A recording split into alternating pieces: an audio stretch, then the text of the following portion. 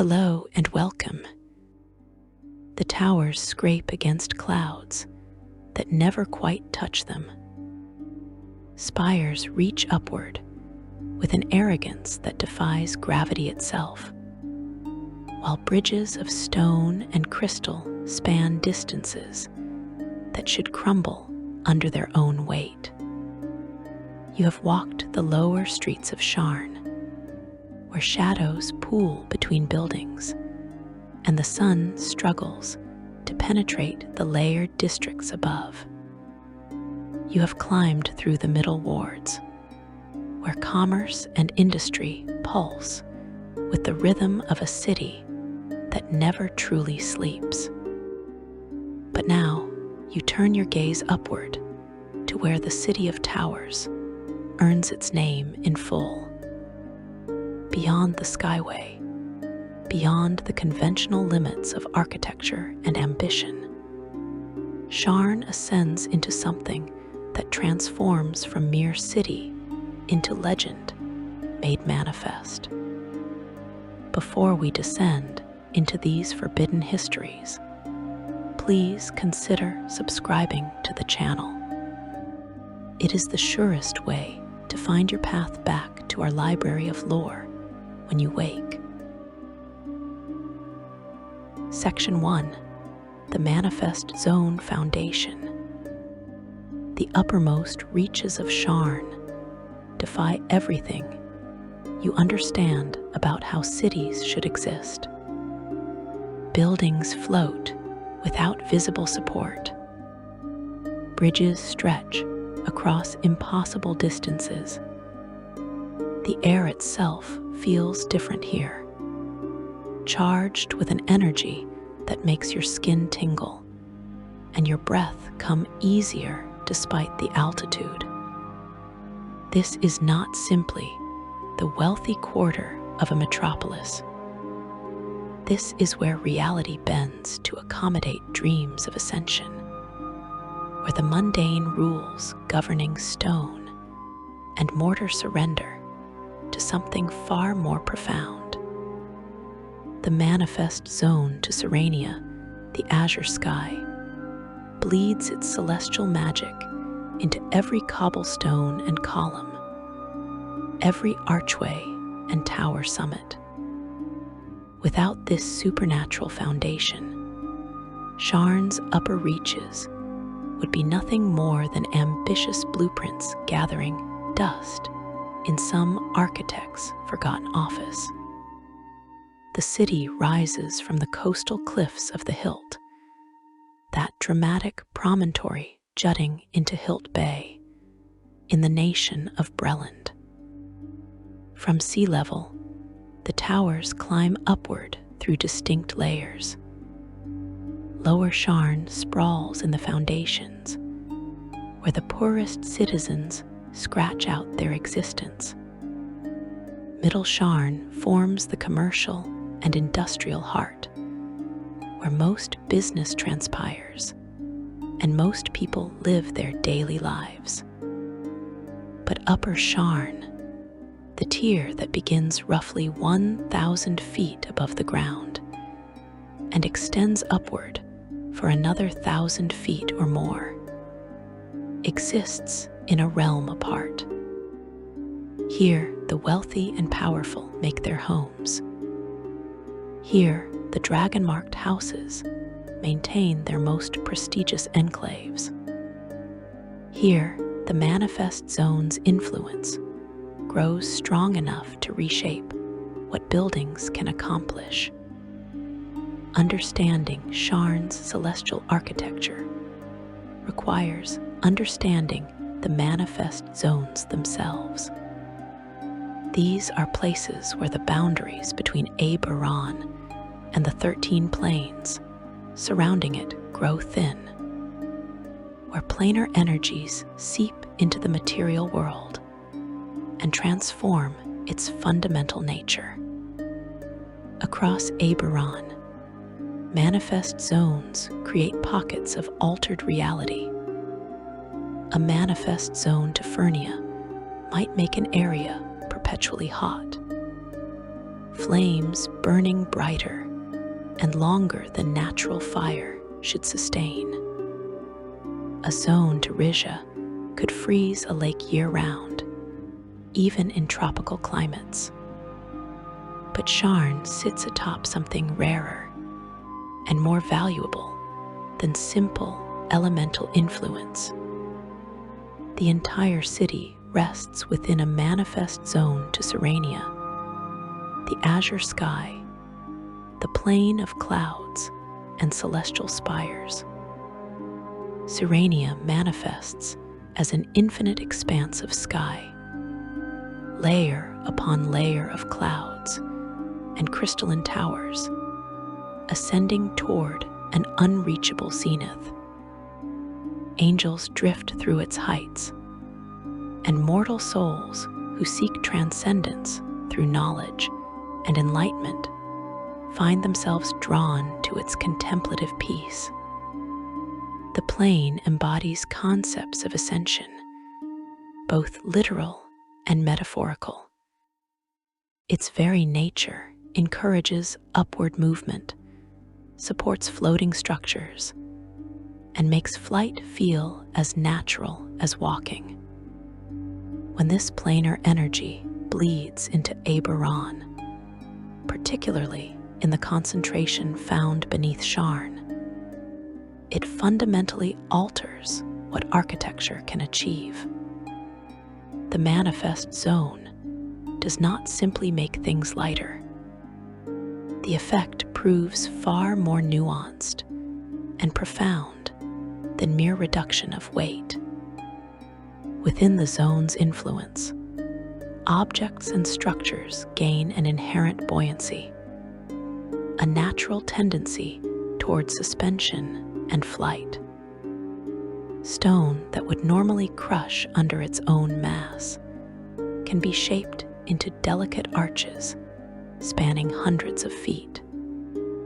Towers can rise to heights that should topple under the slightest wind. Buildings can disconnect entirely from the ground below, floating on currents of planar energy like ships upon an invisible sea. The higher you ascend in Sharn, the stronger this effect becomes. At street level in Lower Sharn, the zone provides only subtle assistance. By the time you reach the Skyway, floating freely above the uppermost conventional towers, the manifest zone allows for architecture that would be impossible anywhere else on Eberron. The discovery and exploitation of this manifest zone transformed what would have been merely another coastal city into the marvel you see today. In the age of monsters, thousands of years before the present day, Sharn existed as a city of the Dakani Empire called Jasharat, which translates to bright blade in the goblin tongue. The Dakani were hobgoblins, the dominant race of a mighty empire that ruled Corvair long before humans ever set foot on the continent. The architects of Jasharat initially carved their city into the stone rather than building upward, creating vast networks of chambers and tunnels extending into and beneath the ground. They recognized the manifest zone's presence and utilized its effects to some degree. As their city grew, the Dakani eventually raised great monolithic buildings atop the plateaus, massive foundations that would later support the towers of modern Sharn. When the Daelkur invaded Eberron approximately 9,000 years ago, bringing with them horrors from the plain of Zoriat, Jasharat fell along with the rest of the Dakani Empire. The city was devastated, its people scattered or destroyed. The goblinoids who survived renamed the ruins Sharat, the Blade of Sorrows. The great city was never restored, and for millennia, the ruins lay largely abandoned, inhabited only by scattered goblin tribes living among the remnants of their ancestors' glory. Human settlers arrived thousands of years later, following the Dagger River to its mouth. Malian the Reaver discovered the inlet approximately 25 years after Lazar first explored the eastern coasts of Corvair. Malian enslaved the goblins he found living in the ruins and built a fortress within the ancient foundations. Superstitious by nature, he sealed off the deeper levels of the goblin-made structures, perhaps sensing that some things should remain undisturbed. He named his settlement Sharat, deriving the name from stories told by his goblin slaves. For 600 years, Sharat prospered and grew, developing into a significant city once more. Eventually, Bregar First King, the founder of what would become the nation of Breland, conquered Sharat and renamed it Sharn. Over the next 800 years, the towers truly began to rise as the city developed into something approaching its modern form. The dragon-marked houses emerged as powers during this period, and their prosperity helped cultivate Sharn into an economic powerhouse. House Cannith, whose mark of making granted extraordinary crafting abilities, played particularly crucial roles in developing the techniques that would allow Sharn's vertical expansion. But this growth was not without catastrophe. The War of the Mark, that terrible conflict between those bearing true dragon marks and those who manifested aberrant marks, brought devastation to Sharn. Halas Tarkanan, leader of those bearing aberrant marks, seized control of the city and transformed it into a haven for all who wore the forbidden sigils. Though his rule proved brief, Tarkanan's final act nearly destroyed Sharn entirely. Using his terrible powers, he unleashed destruction that left much of the city in ruins. For 500 years afterward, Sharn languished, looked down upon by other cities, and left largely unrepaired. Then came Galifar I, who united the 5 nations under a single crown approximately 1,000 years before the present day. Galifar recognized Sharn's strategic importance and potential. He ordered the city rebuilt, and under his patronage, Sharn finally began realizing the possibilities that the manifest zone offered. His architects and engineers, advised by the dragon-marked houses, understood that with proper application of magic and traditional building techniques, they could create something unprecedented in all of Corvair. The construction of Upper Sharn unfolded over centuries. Each generation pushed higher, testing the limits of what the manifest zone would support. Early efforts proceeded cautiously. Architects worried that the planar energies might prove unstable, that buildings might suddenly plummet if the zone's strength fluctuated. but time and experience demonstrated remarkable consistency. The manifest zone maintained steady power, neither waxing nor waning with seasons or years. This reliability gave builders the confidence to attempt ever more ambitious designs. House Cannith, bearing the mark of making, led the development of techniques to fully exploit the manifest zone. Their mages and engineers experimented with binding enchantments that worked in harmony with Serenia's natural buoyancy.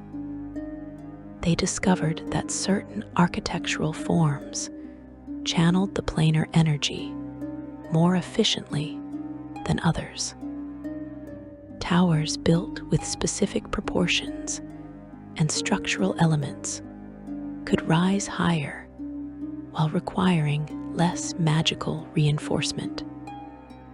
Bridges incorporating particular crystal lattices gained strength beyond what their mass suggested.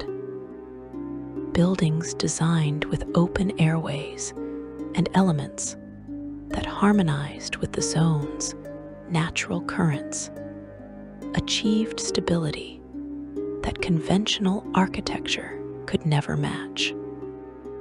The mark of making proved invaluable throughout this process.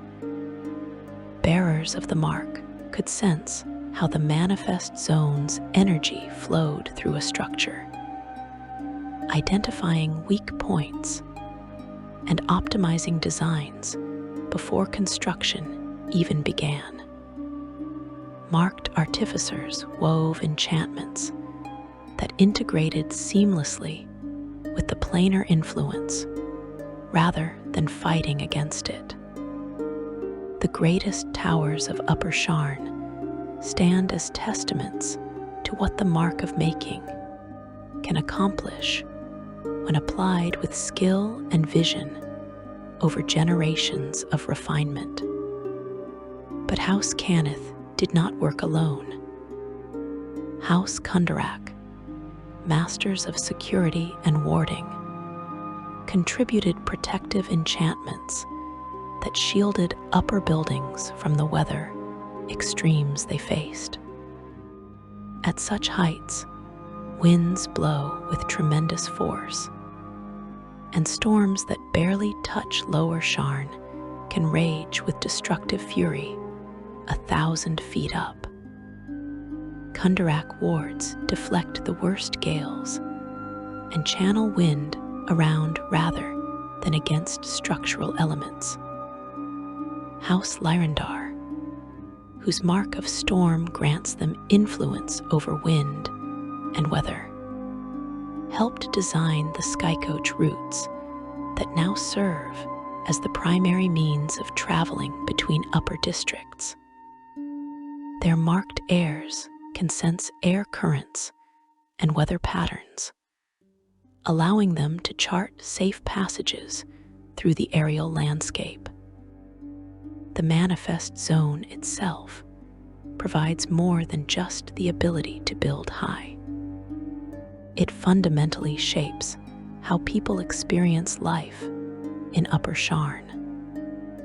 Walking through the highest districts, you notice immediately that movement feels different.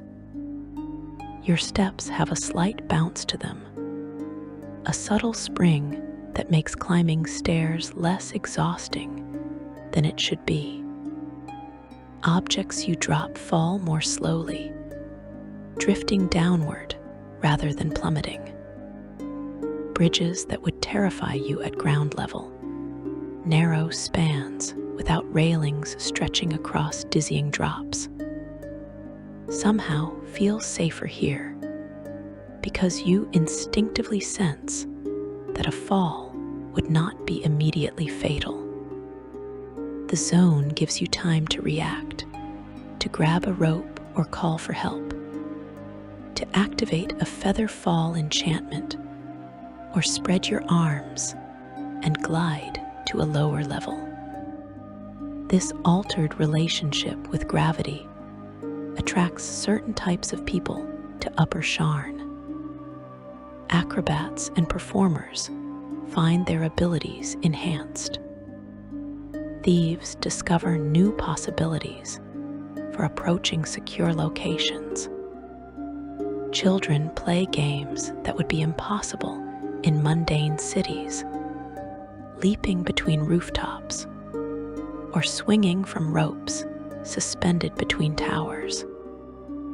The wealthy residents who can afford to live in these heights grow accustomed to a world where vertical space matters as much as horizontal, where buildings spread upward and outward in three-dimensional networks that defy flat maps.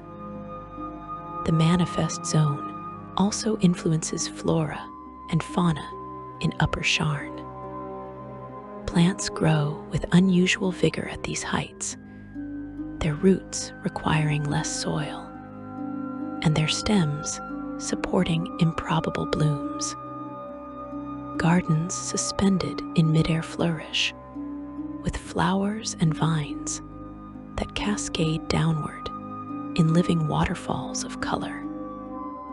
Trees take root in floating planters and spread their branches horizontally, creating aerial groves where nobles stroll along magically reinforced pathways. Birds native to Serenia occasionally slip through the planar boundaries. Exotic species with prismatic feathers, and calls that sound like distant chimes. These creatures nest in the highest spires, their presence considered auspicious by those who spot them. The zone's influence extends to the city's magical infrastructure as well. Ever-bright lanterns, those magical lights that illuminate Sharn streets without need for fuel or flame, burn more intensely in upper districts. Spells of flight, levitation, and floating disc gain extended duration when cast within the zone's boundaries. Artificers find that constructs designed for aerial navigation function more efficiently here, requiring less power to maintain altitude.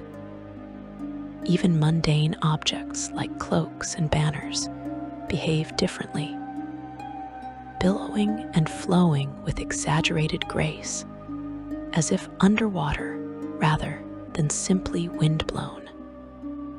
But the manifest zone comes with limitations that architects and city planners must respect. The effect has boundaries, both geographic and altitudinal.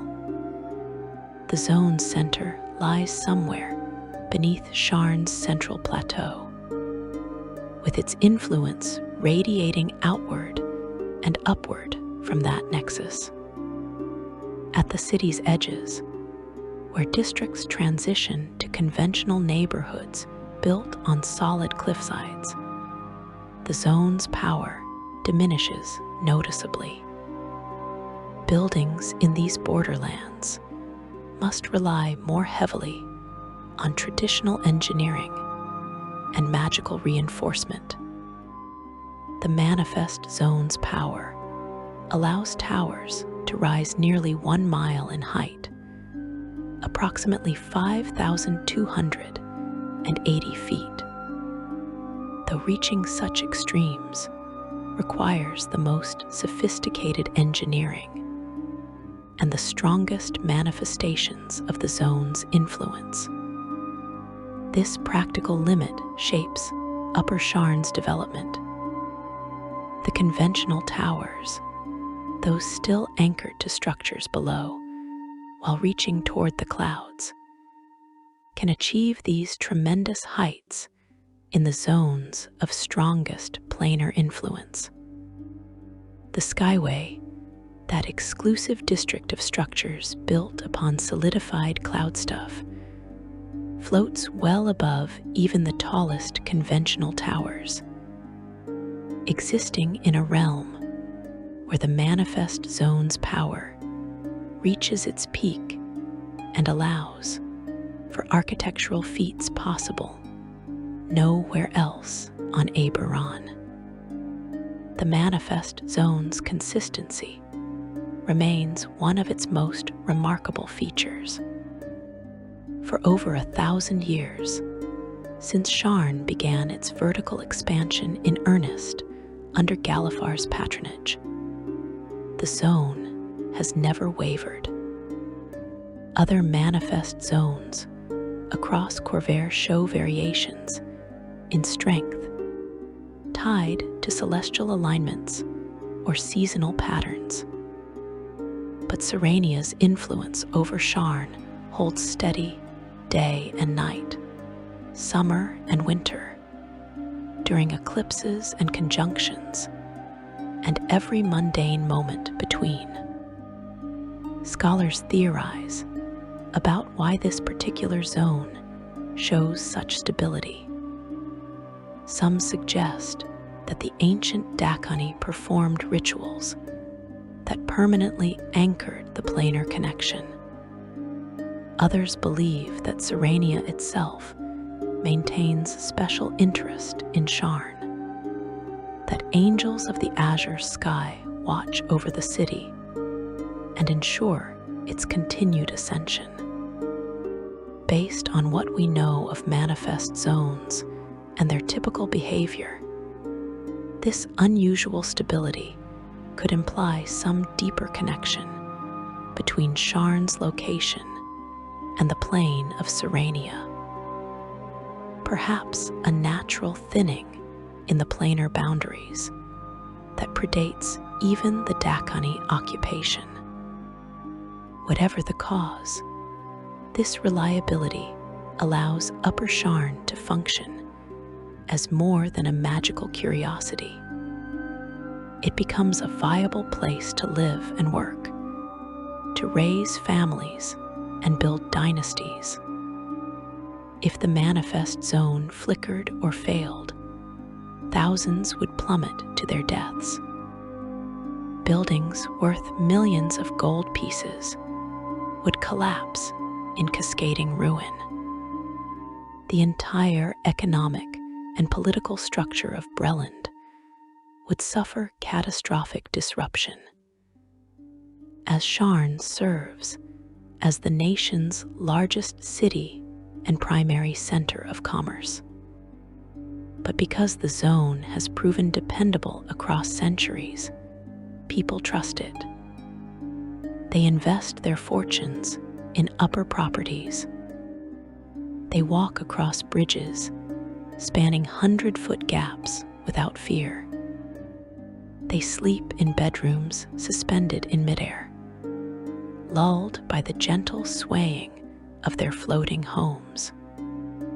This trust was tested during the last war, that devastating conflict that consumed Corvair for over a century, and ended only recently with the Treaty of Thronehold in 996 year of the kingdom. During the war's darkest moments, when Breland faced invasion and defeat seemed possible, enemy forces considered targeting Sharn's manifest zone. If the planar connection could be disrupted, the city would destroy itself more thoroughly than any army could accomplish. But such an attack proved beyond the capabilities of any known magic. The manifest zone exists at a fundamental level of reality. Disrupting it would require power approaching that of gods or demons, and even then success remains uncertain. The zone endured the war unchanged, and Upper Sharn continued to float serenely above the conflict, raging in the world below. Now, in the current year of 998 year of the kingdom, Sharn thrives with renewed vigor. The wealthy who fled during the war's final years have returned. Reconstruction efforts funded by the dragon-marked houses push the boundaries of what the manifest zone can support. New towers rise, each attempting to claim the title of tallest structure in the city. New skyways extend across previously empty air, connecting districts that formerly required lengthy detours to travel between. The manifest zone makes all of this possible, its invisible hand supporting ambitions that would crumble anywhere else on Eberron. You stand at the threshold of this elevated realm now, preparing to ascend beyond the conventional city into Sharn's celestial heights. The manifest zone awaits, ready to reshape your understanding of what cities can become when gravity becomes negotiable. And the sky itself offers foundation for dreams built in stone and crystal. Section 2. The Skyway, Crown of the City. The sky coach rises from Central Plateau, its enchanted hull humming with barely perceptible energy as House Lyrandar's pilot guides it upward through the vertical maze of towers.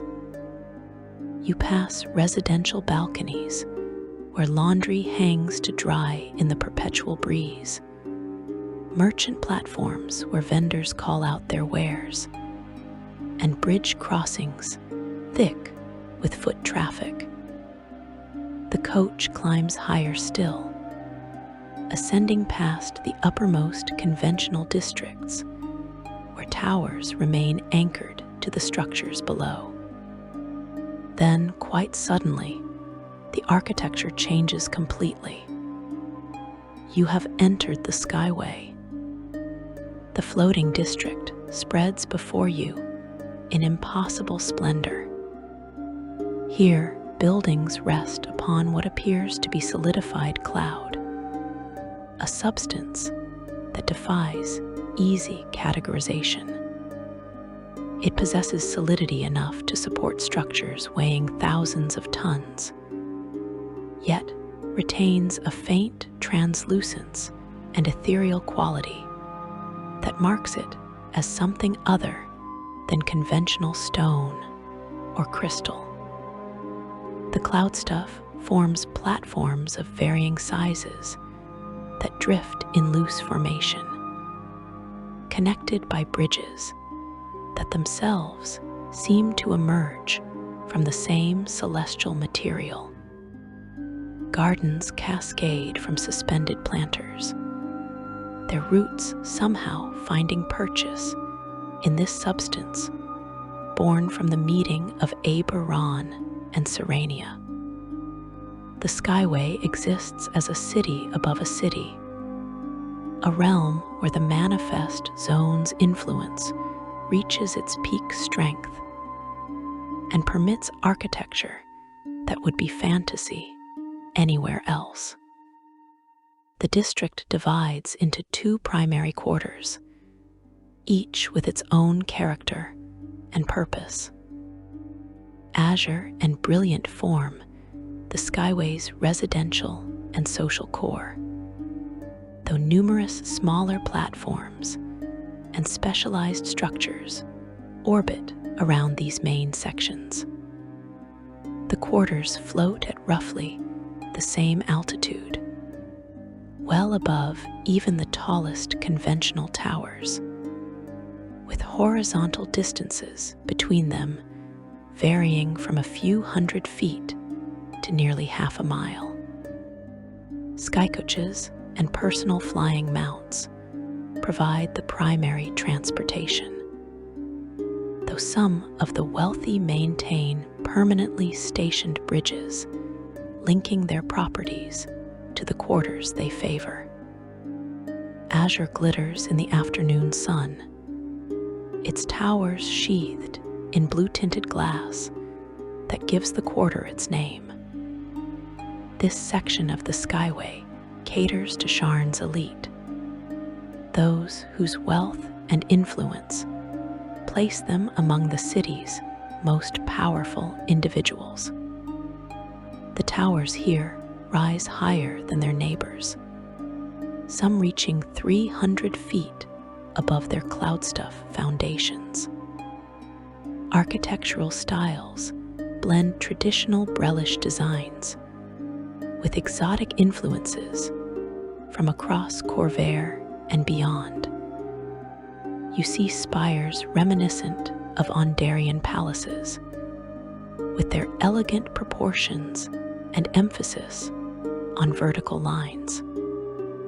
Other buildings incorporate Canathi severity, all hard angles and martial precision. Still others draw inspiration from far Redra or mysterious Sarlona, featuring curves and organic forms that seem to grow rather than being built.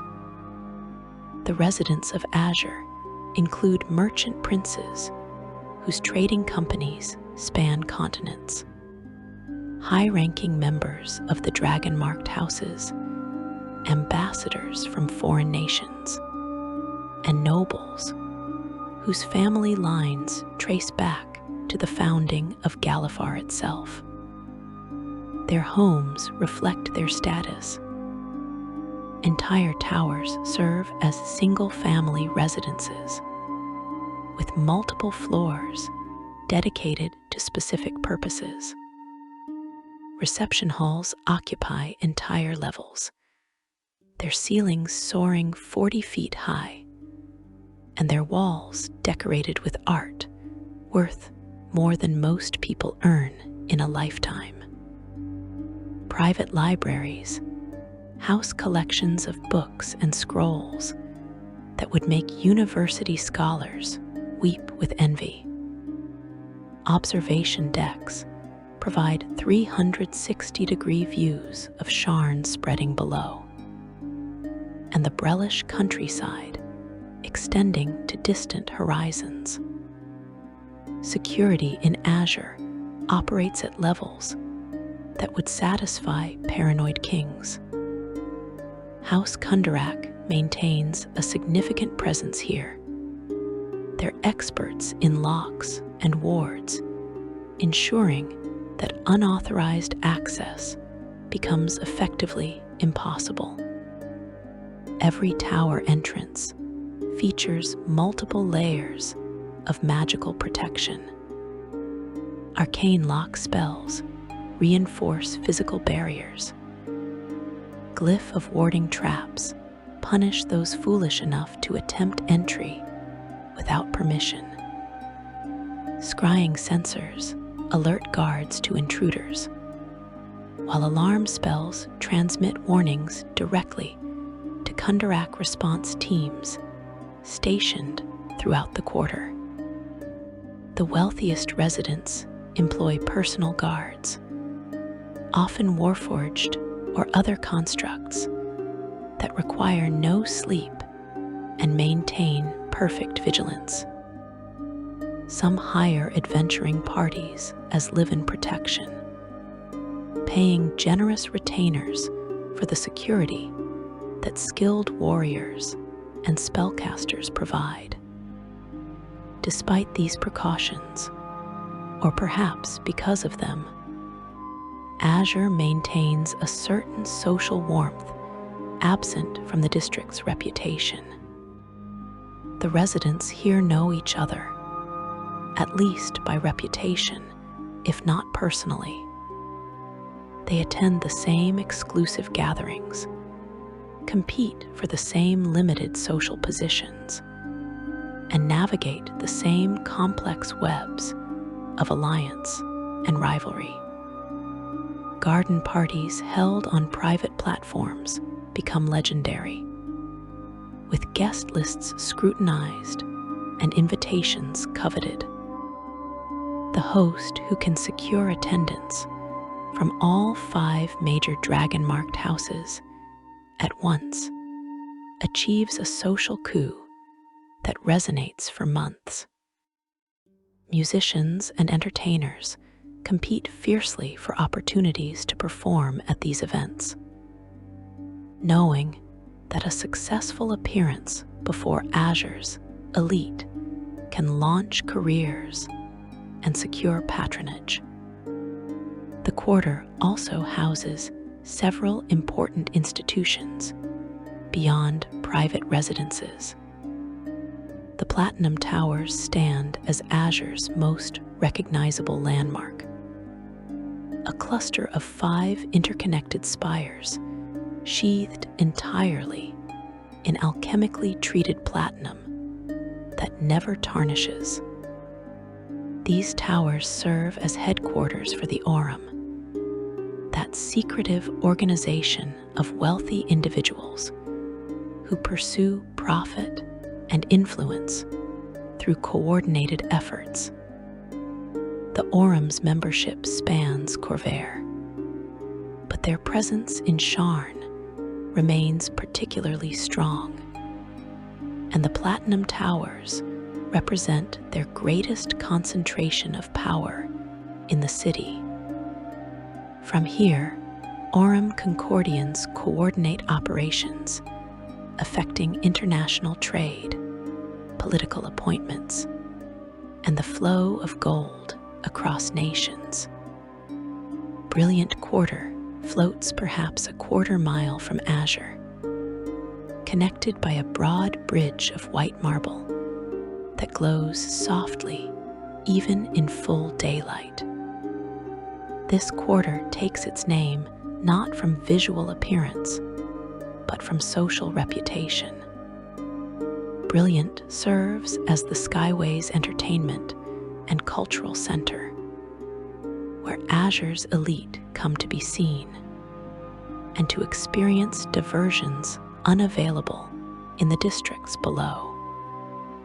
The architecture here emphasizes open spaces and public gathering areas rather than the private towers dominating Azure. Amphitheaters with retractable roofs host performances by the most talented artists in Corvair. Galleries display paintings, sculptures, and other artworks shipped from across the world. Exclusive clubs offer memberships at prices that would purchase comfortable houses in Middle Sharn.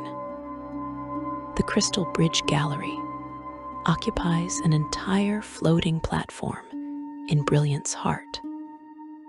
The structure consists primarily of transparent crystal, its walls and floors seemingly invisible, so that visitors appear to walk through open air, while art pieces hover around them on suspensor fields.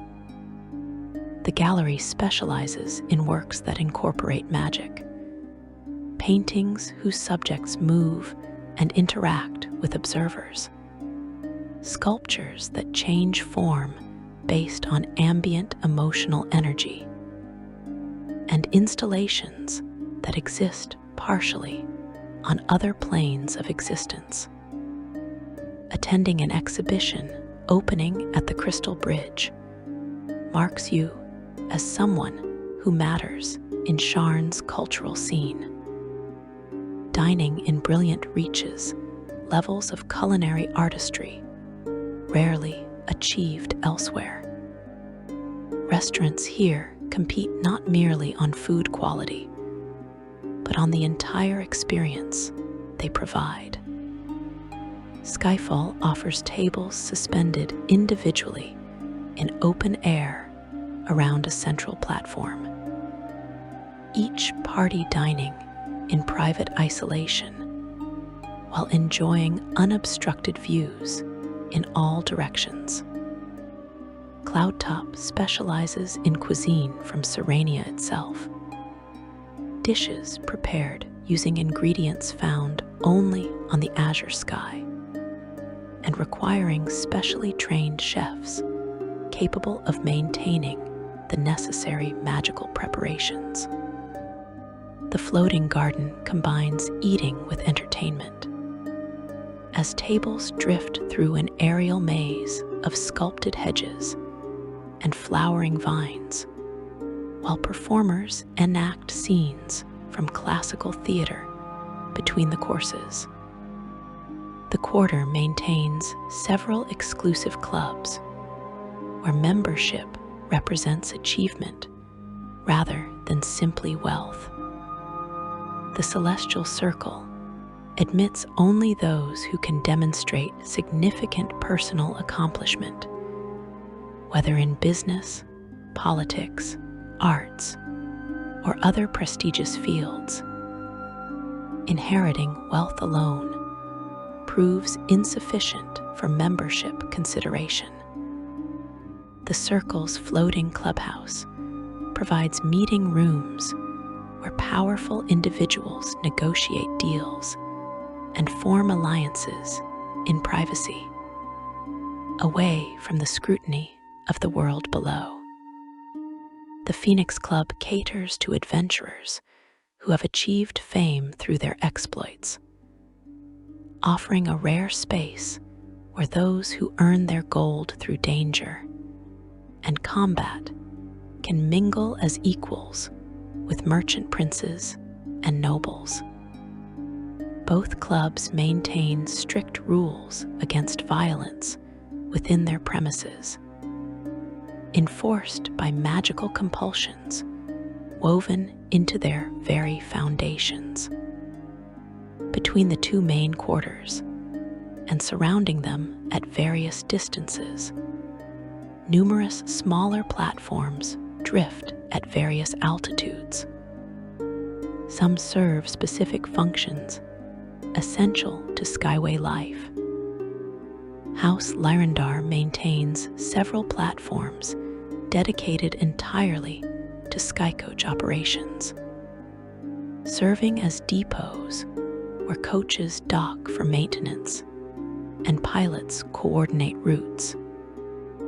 House Orion operates postal stations where mail and packages get processed for Skyway residents, ensuring that even those living in the clouds remain connected to the broader world.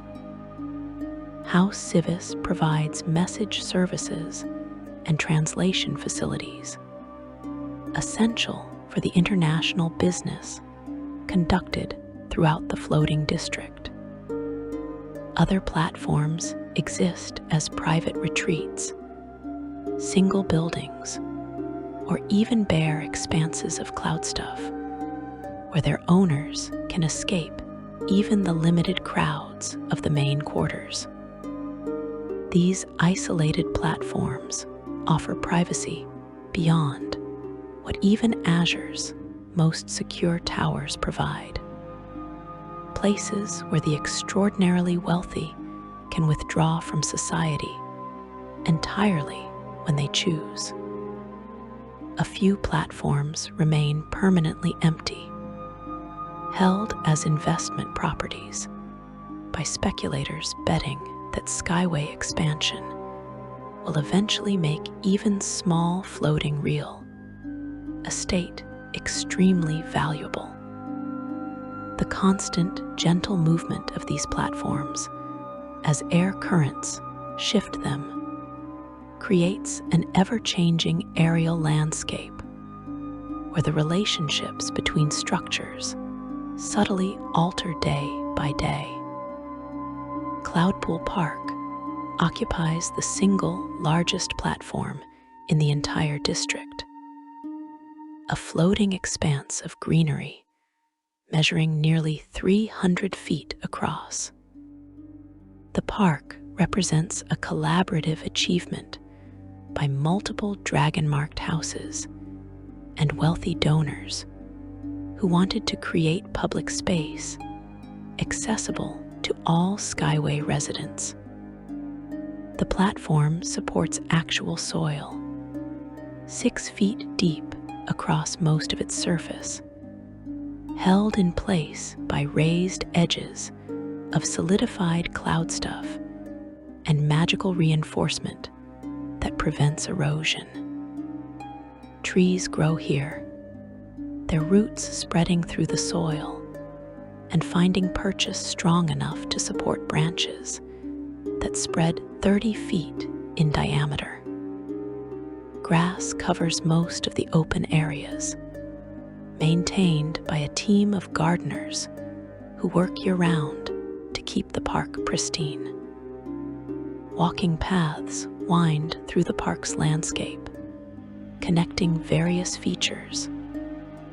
A central fountain sprays water in defiance of the altitude, its pool deep enough for ornamental fish that somehow survive despite the cold at this height.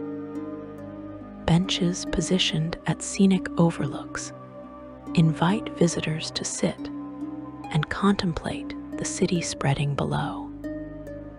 Children play on equipment designed specifically for the manifest zone's reduced effective gravity. Swings that carry them higher than would be safe at ground level, and climbing structures that would terrify parents anywhere else. The park's edges remain unfenced, trusting visitors to maintain appropriate caution near the drops. Those subtle magical warnings alert anyone approaching too close to the edge. The park hosts various events throughout the year.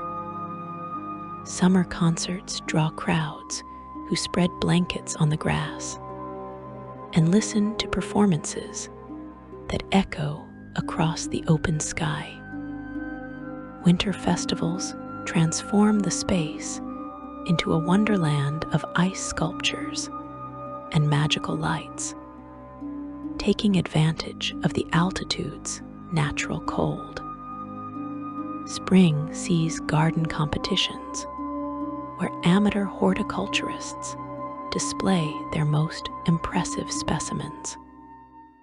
Autumn brings harvest celebrations that, while somewhat absurd given that no actual farming occurs in the Skyway, provide excuses for parties and social gatherings.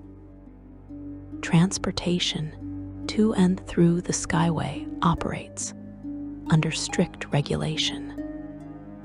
House Lyrandar holds the exclusive license for operating Skycoach services to the floating district, a monopoly they guard jealously, and that generates enormous revenue. The coaches themselves vary in quality and capacity. Standard coaches carry up to 6 passengers on routes between the Skyway and various landing platforms in Upper Sharn. Premium coaches offer private service, allowing passengers to travel directly from any accessible departure point to their desired destination. Luxury coaches provide amenities like refreshments, comfortable seating, and even climate control for longer journeys. The fare structure ensures that Skyway access remains limited to those with sufficient wealth.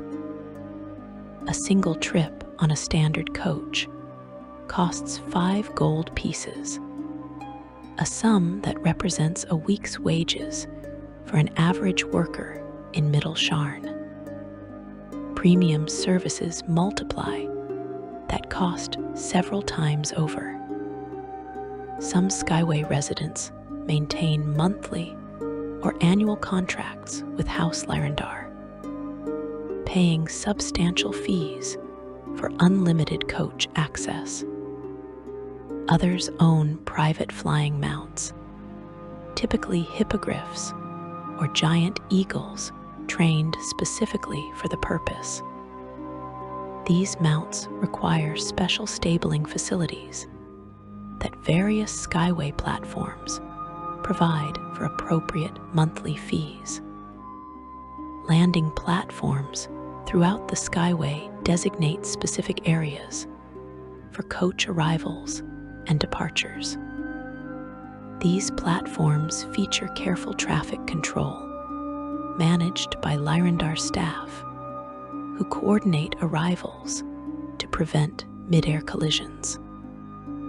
During peak hours, dozens of coaches might converge on a single platform simultaneously, requiring precise timing and communication. The Lyrandar heirs, who pilot the coaches, train for years to develop the necessary skills, combining natural mark of storm abilities with learned expertise in navigation and the peculiar aerodynamics of flying magical vehicles through Sharn's vertical landscape. The social dynamics defining Skyway life revolve around exclusivity and display. Residents here do not simply possess wealth. They possess enough wealth that spending 5 gold pieces on transportation barely registers as an expense. They own property in a location where even a small apartment costs more than a mansion in lower wards would command. They live literally above everyone else, a spatial metaphor for social hierarchy made manifest. This breeds certain attitudes. Some residents embrace noblesse oblige, using their elevated position to support charitable causes and help those below. Others develop arrogance, viewing anyone unable to afford Skyway residence as fundamentally inferior. Most fall somewhere between these extremes, neither saints nor villains, but simply people living in extraordinary circumstances. The district attracts constant attention from criminals who see concentrated wealth as irresistible opportunity. Thieves dream of scores that would set them up for life. Magical items and treasures worth fortunes sitting in underdefended residences. The reality proves far more challenging than such fantasies suggest. Beyond the security measures already mentioned, the simple logistics of reaching the Skyway deter most criminals. Flying mounts can be tracked. Sky coaches maintain passenger manifests. Climbing from lower towers requires equipment and skills possessed by very few. Those who do attempt Skyway thefts tend to be either extraordinarily skilled professionals or desperate fools who die when their plans inevitably fail. Yet some succeed. The most famous Skyway theft occurred 7 years ago when a team of unknown operatives infiltrated the Platinum Towers and stole documents detailing Aurum operations across Corvair. The theft remained undiscovered for 3 days, and the thieves escaped without ever being identified. The Aurum offered enormous rewards for information leading to the document's recovery, but the papers never surfaced. Speculation continues about who commissioned the theft and what they gained from the intelligence acquired. The incident embarrassed the Aurum badly and led to massive security upgrades throughout Azure. The Skyway exists as Sharn's crown, the visible symbol of the city's ambition and the manifest zone's power. To walk these floating platforms built upon solidified cloud stuff, to gaze down at the towers spreading below, and the city stretching to distant horizons, is to experience what Serenia itself must feel like. You float above the mundane world, suspended between earth and heaven, dwelling in a realm that mortal hands built, but divine energy sustains. Section 3. Upper Towers, the Celestial Districts. Below the Skyway, anchored still to the city's structure, but reaching upward with equal ambition. The conventional upper towers spread across Sharn's 5 major plateaus. These districts rise approximately 800 to 1,000 feet above ground level, occupying that space where the manifest zone provides significant support without completely divorcing architecture from traditional foundations. The towers here connect to Middle Sharn below through bridges, lifts, and stairways, while their uppermost levels reach toward the floating district above. Walking these elevated streets, you experience Sharn at its most dynamic, where wealth concentrates, but has not yet achieved the complete isolation found in the Skyway. Upper Central Plateau dominates the city's geographic and political heart. The plateau itself measures roughly half a mile across, with towers rising from its surface like a forest of stone and crystal. 6 major districts divide this space, each with distinct character and purpose. Coronath claims the plateau's eastern section, taking its name from the great temple to call Corin that serves as the district's centerpiece. The faithful come here to worship the sovereign host's god of commerce and wealth, seeking blessings for their business endeavors and celebrating their financial successes. But Coronath encompasses far more than religious devotion. The district functions as Sharn's central financial hub, housing banks and money changers that facilitate commerce across Corvair. The Kundarak Bank of Sharn occupies a prominent position in Coronath, its fortress-like structure projecting the security and reliability that House Kundarak has cultivated as its reputation.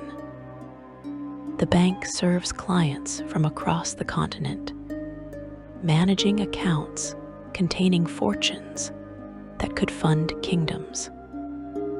Adjacent to the bank sits the vaults, House Kundarak's legendary storage facility that claims to be impenetrable.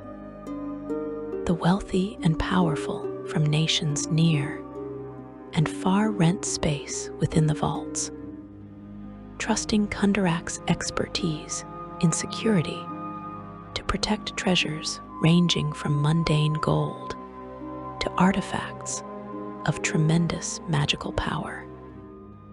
The district's streets bustle with financial activity, money changers converting currencies from a dozen nations, while merchants negotiate deals worth thousands of gold pieces.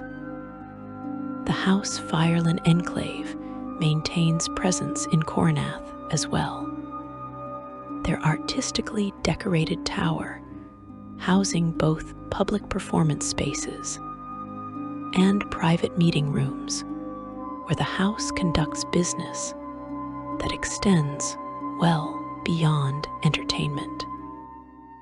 Fireland controls most entertainment enterprises in Sharn, from legitimate theaters to more questionable establishments. And their location here signals the connection between wealth and the sophisticated diversions that the rich demand. Corinthivin occupies the space adjacent to Coronath, another finance district that extends the plateau's role as Sharn's economic center, where Coronath focuses on traditional banking and currency exchange. Corinthivin specializes in investment opportunities and speculative ventures. Trading companies maintain headquarters here, coordinating operations that span continents. Investors gather in exclusive clubs to discuss opportunities and form partnerships. The district attracts those willing to take risks for potentially enormous rewards, creating an atmosphere of calculated ambition that differs from Coronath's more conservative financial approach. Mithril Tower stands as Upper Central's premier residential district, defined by quiet wealth and conservative values. The towers here rise with elegant restraint, their architecture emphasizing classical proportions and traditional materials rather than flashy displays. Old money concentrates in Mithril Tower, families whose fortunes trace back generations and whose social position depends more on lineage than current assets.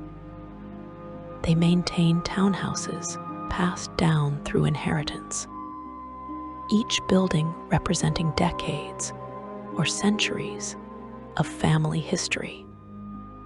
The district takes its name from an actual tower sheathed entirely in mithril alloy that gleams silver in all lighting conditions. This structure serves as headquarters for several prestigious social clubs that determine much of Sharn's high society. The clubs welcome only those who meet exacting standards of wealth, breeding, or accomplishment. Mithril Tower's residents value discretion and tradition. They host private dinner parties rather than public spectacles, conduct business through personal connections rather than open markets, and generally prefer that their names appear in society columns for appropriate reasons, like charitable donations, rather than scandalous affairs. Platinum Heights occupies Upper Central's northern section, serving as the plateau's luxury shopping district. This is where Sharn's wealthiest residents purchase goods and services befitting their elevated status. The shops here offer merchandise unavailable elsewhere in the city, exotic imports from across Corvair and beyond. You find jewelers displaying pieces incorporating gemstones from elemental planes. Their colors and properties impossible to find on Eberron itself. Tailors craft garments from materials like spider silk, harvested from Zoriat-touched specimens. Fabric that changes color based on the wearer's mood. Weaponsmiths sell blades forged by legendary craftsmen, each piece representing months of work and enchantments that make them as much art as armament. The Aurora Gallery stands as Platinum Heights' most famous establishment, a showcase for magical artwork that attracts collectors from across the continent. The gallery displays paintings whose subjects move and interact with observers, sculptures that change form based on ambient emotional energy, and installations that exist partially on other planes of existence. Simply browsing these shops requires appointments in many cases, as merchants screen potential customers to ensure they possess both the wealth to make purchases and the social standing to deserve access. The district represents the ultimate expression of Sharn's consumer culture, where money can purchase almost anything if you have enough of it. Highest Towers claims the plateau's civic functions, serving as the seat of Sharn's government. The district houses City Hall, where elected officials debate policies and administer the regulations governing this impossibly complex metropolis. Municipal archives preserve records dating back centuries, documenting the city's growth and the countless decisions that shaped its development. Lyrandar Tower rises prominently in this district, serving as headquarters for House Lyrandar's Sharn operations and coordinating their various enterprises, from skycoach services to shipping management to weather forecasting. The district's position at Upper Central's edge makes it the most accessible area of the plateau, with multiple bridge crossings and lift stations connecting to Middle Sharn below. This accessibility makes Highest Towers the natural entry point for those ascending from lower districts, whether residents returning home or visitors conducting business in upper wards. Service infrastructure developed to cater to this transitional role, with restaurants offering meals at slightly more reasonable prices than elsewhere in Upper Central, and shops selling goods that Upper District residents might need without waiting for deliveries.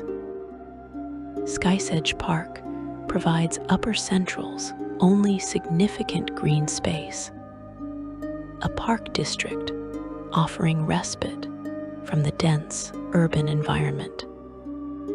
The park features carefully landscaped gardens, walking paths that wind through sculpted vegetation, and open areas where residents gather for recreation and socializing.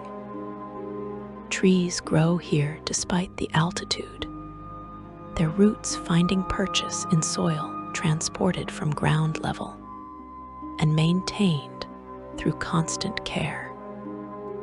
The park represents a deliberate choice to preserve natural beauty, even in this supremely artificial environment, demonstrating that Sharn's builders understood the human need for green spaces and contemplative retreats. Upper Dura sprawls across the Western Plateau, a region whose character shifts dramatically from the relative poverty of Lower Dura to genuine affluence at these heights. The manifest zone's influence grows stronger here, allowing architecture that begins to approach Skyway ambition while remaining grounded in conventional foundations. 7 districts divide Upper Dura's space, each reflecting different aspects of the plateau's transformation from rough frontier to established wealth. Daggerwatch occupies the plateau's defensive perimeter, positioned to guard against threats approaching from the west. The district earned its name from the garrison of Brelish soldiers stationed here, their watch extending over the city's approaches and the countryside beyond. Military architecture dominates, with fortified towers featuring arrow slits and defensive positions. But even here, wealth softens the martial atmosphere. Officers' quarters offer comfortable accommodations, and the district attracts military contractors, weaponsmiths, and others whose fortunes connect to Brelin's defense needs. Several retired generals and colonels maintain residences in Daggerwatch, unwilling to completely leave the military life, but appreciating the amenities that Upper Sharn provides. Clifftop rises in Dura's heart as the city's premier adventurers' quarter. This district caters specifically to those who earn their living through danger and exploration. The delvers who descend into Zendrick ruins, the mercenaries who guard caravans through hostile territory, and the investigators who solve problems too dangerous or unusual for the city watch. The Clifftop Adventurers Guild maintains its headquarters here, serving as clearinghouse for employment opportunities and providing services that adventurers require. Taverns throughout Clifftop buzz with tales of recent exploits and rumors of potential opportunities. Equipment suppliers sell the specialized gear that dungeon delving and wilderness exploration demand.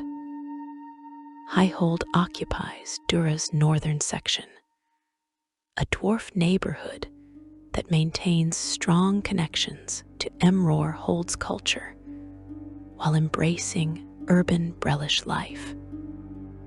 The architecture here reflects dwarven aesthetic preferences, with heavy stonework and geometric precision that differs from the more varied styles found elsewhere. Dwarven craftspeople operate workshops, producing goods of exceptional quality, their clan reputations demanding excellence in every piece. The district houses successful merchants and skilled artisans, dwarves who have achieved prosperity through their talents and hard work. Based on the district's character and demographics, this could imply that many residents maintain business connections to the Emror Holds, facilitating trade between Sharn and the dwarven homeland. Highwater sits at Dura's eastern edge, bordering Central Plateau across a series of bridge connections. The district takes its name from the water towers serving Upper Dura, massive structures that store and distribute water pumped from far below.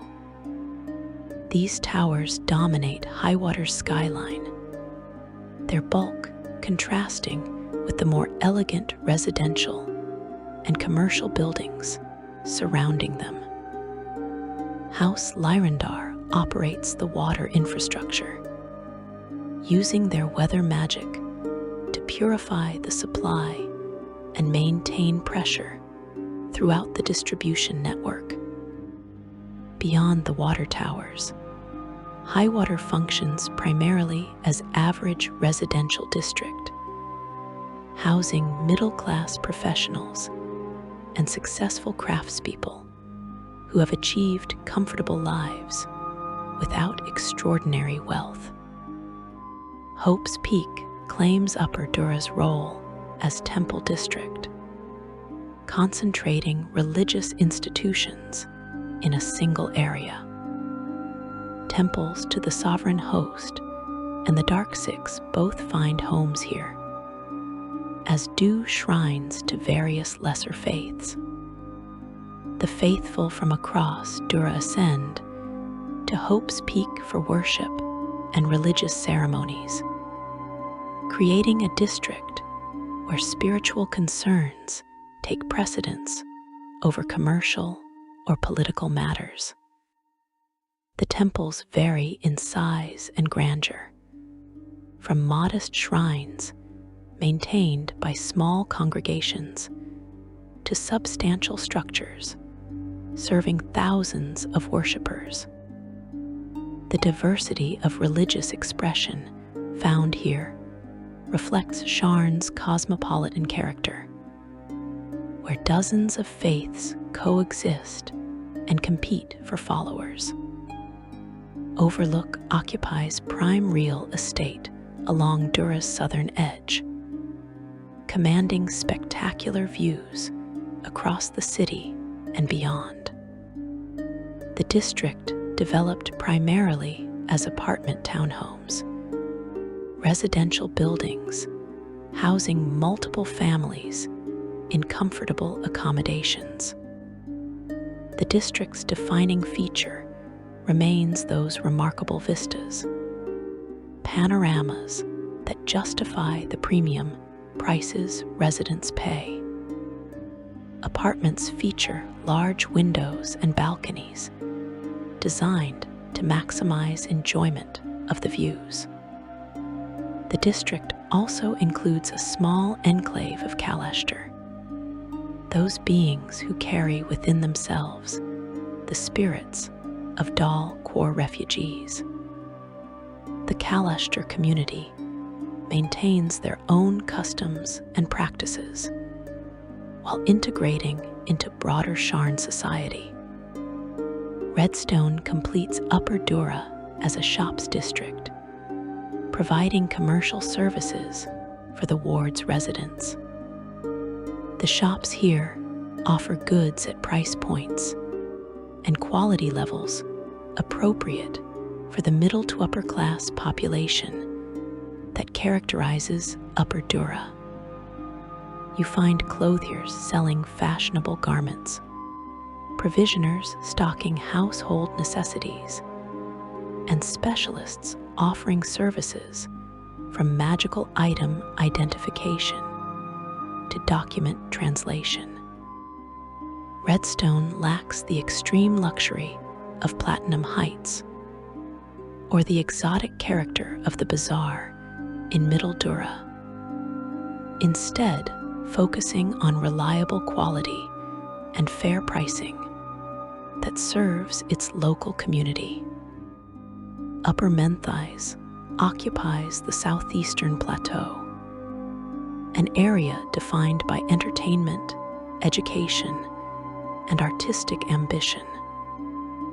5 districts divide this relatively compact plateau, each contributing to Menthise's reputation as Sharn's cultural heart. Denia's spreads across the plateau's eastern section, a gnome neighborhood that takes its name from the Elvish phrase meaning the art. The district lives up to that designation through its concentration of theaters, galleries, and performance spaces, though it maintains distinct gnomish cultural character alongside its broader artistic identity.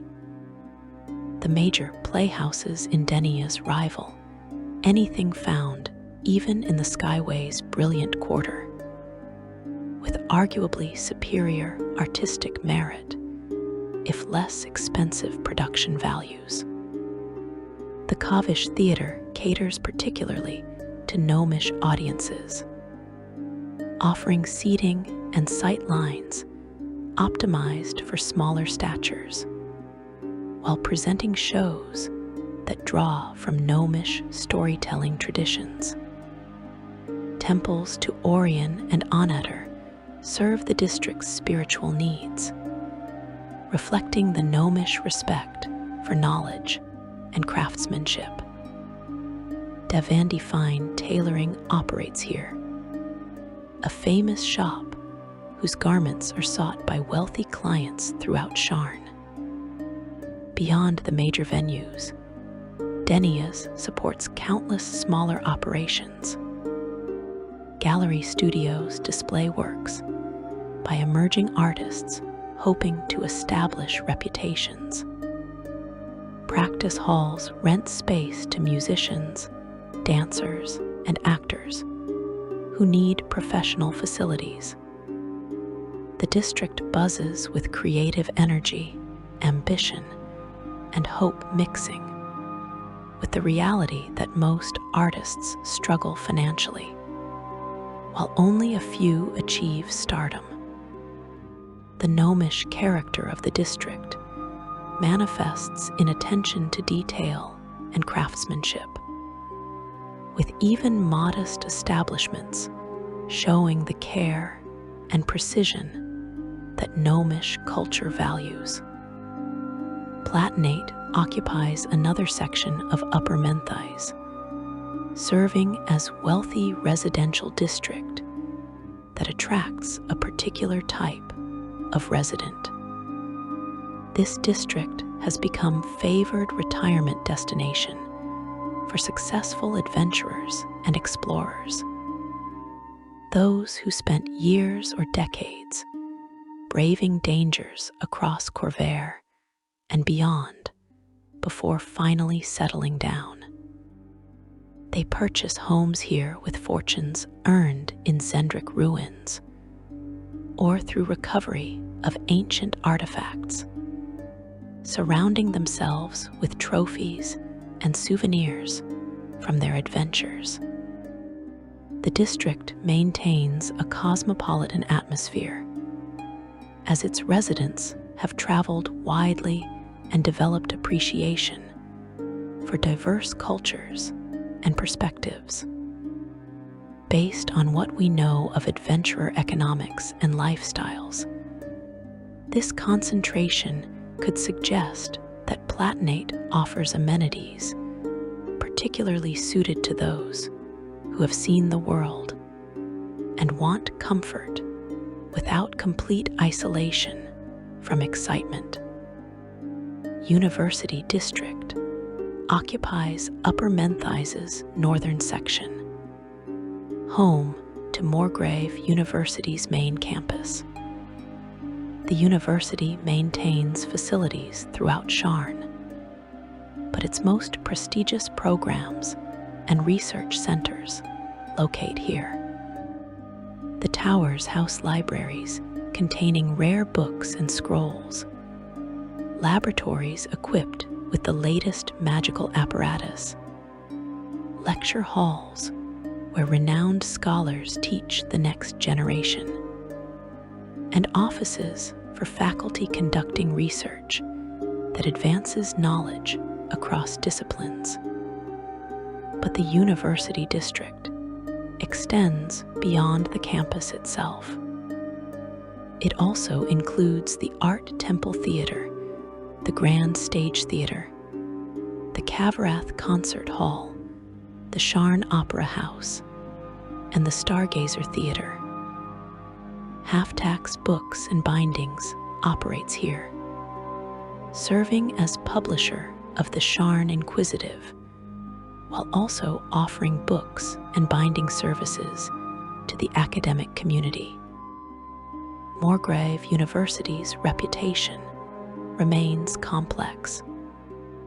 The institution lacks the ancient prestige of universities in Aundair, or the rigid standards of Thrain's academic centers.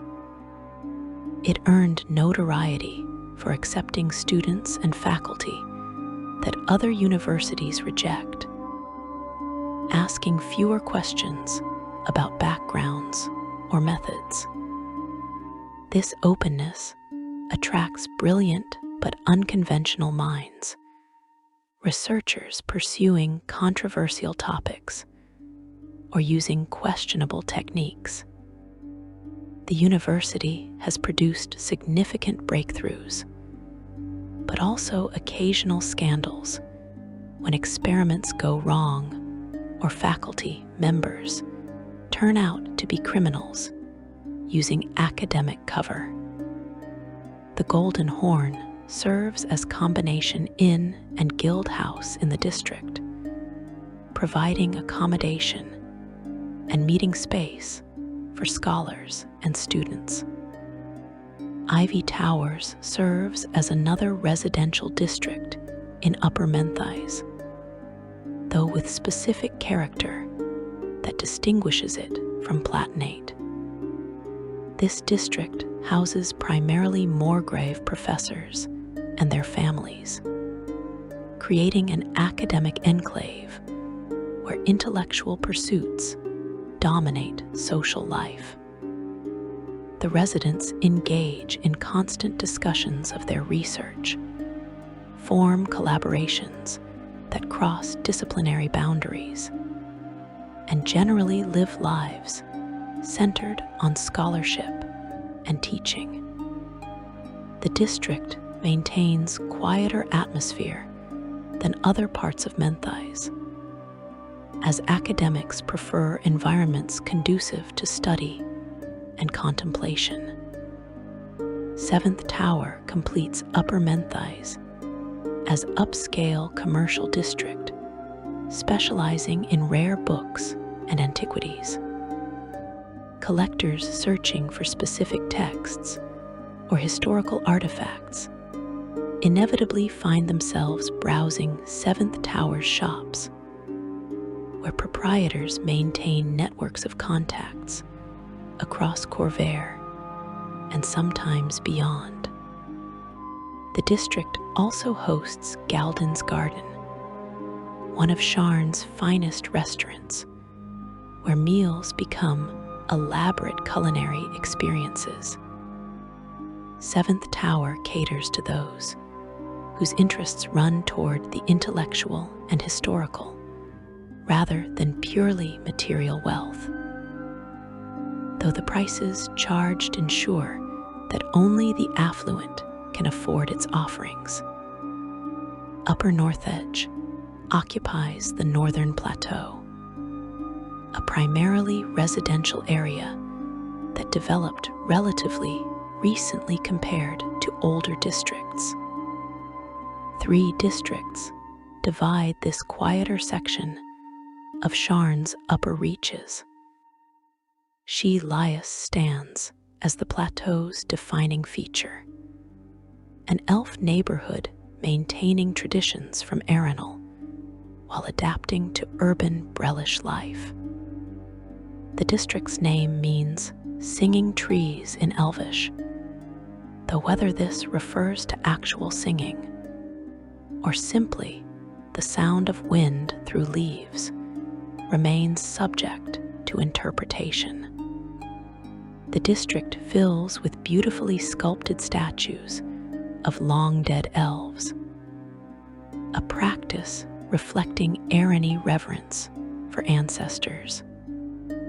Densewood warriors stand guard at the gates of townhouses, while statues of priests and honored elders occupy plazas and open-air orchards.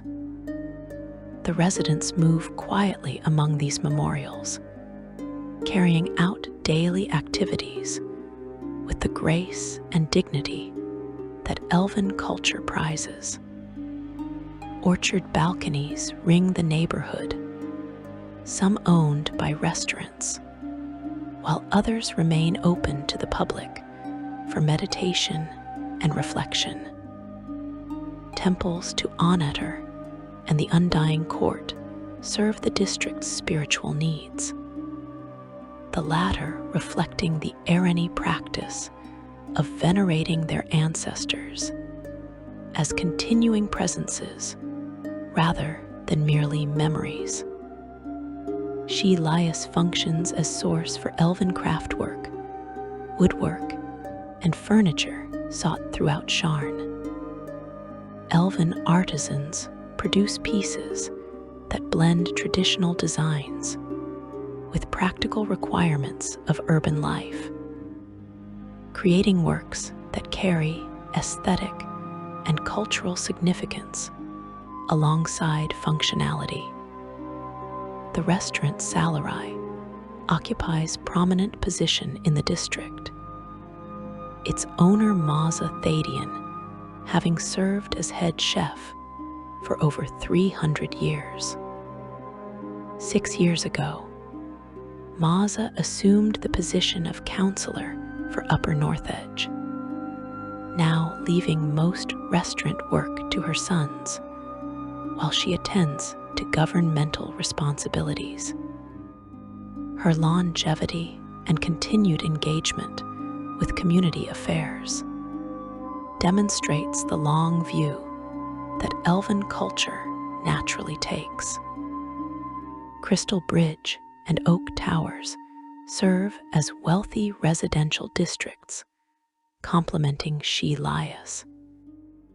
These districts house successful merchants, skilled professionals, and others whose achievements have earned them positions in Sharn's economic upper tier, without the extraordinary wealth required for Central Plateau addresses or Skyway access. The districts maintain quiet, comfortable character, emphasizing homes rather than businesses. Parks and gardens appear more frequently than in denser urban areas, providing green spaces where residents gather for recreation.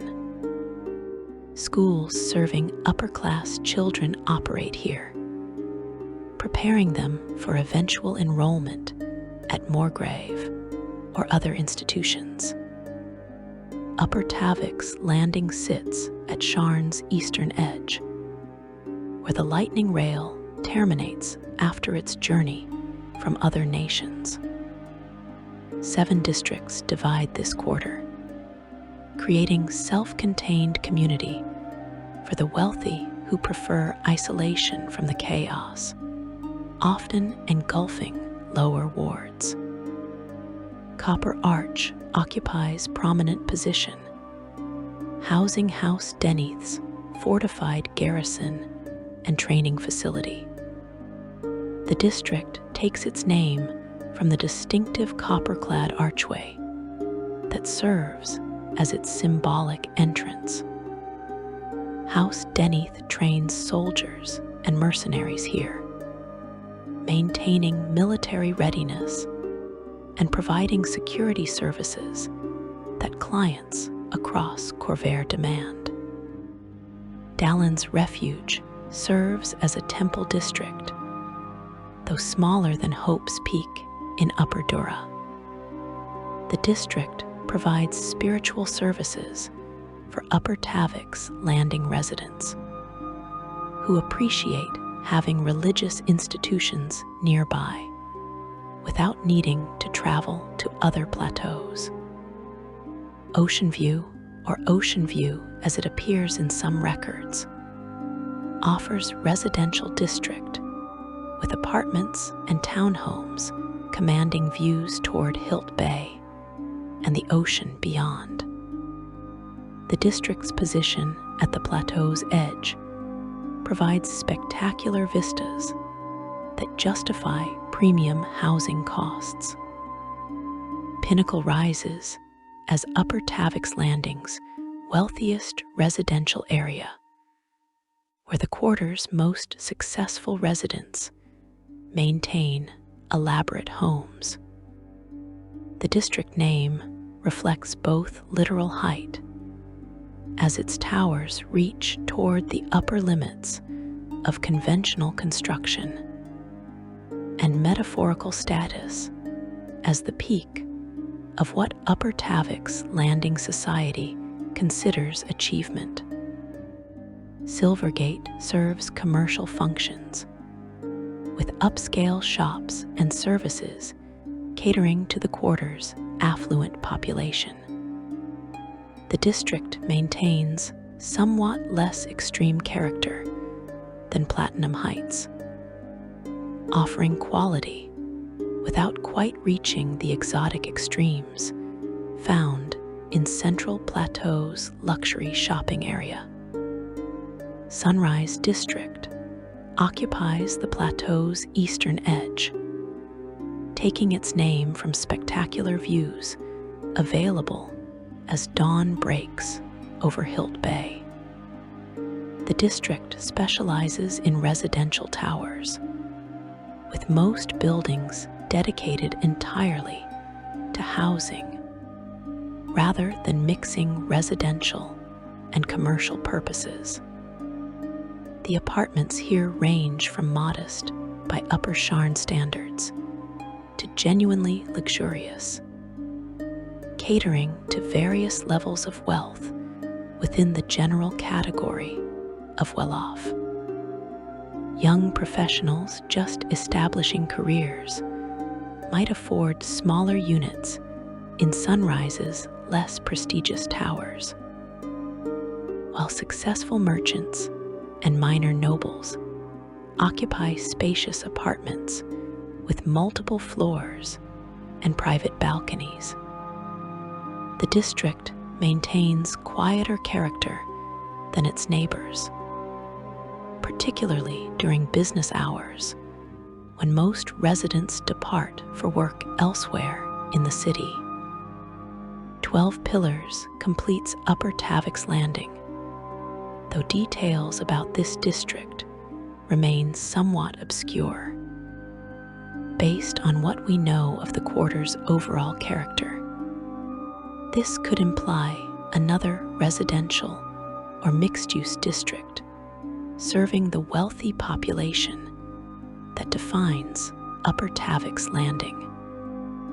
The district likely maintains the same isolated, secure character that the quarter's residents have cultivated, providing everything necessary for comfortable life without requiring descent to potentially dangerous lower wards.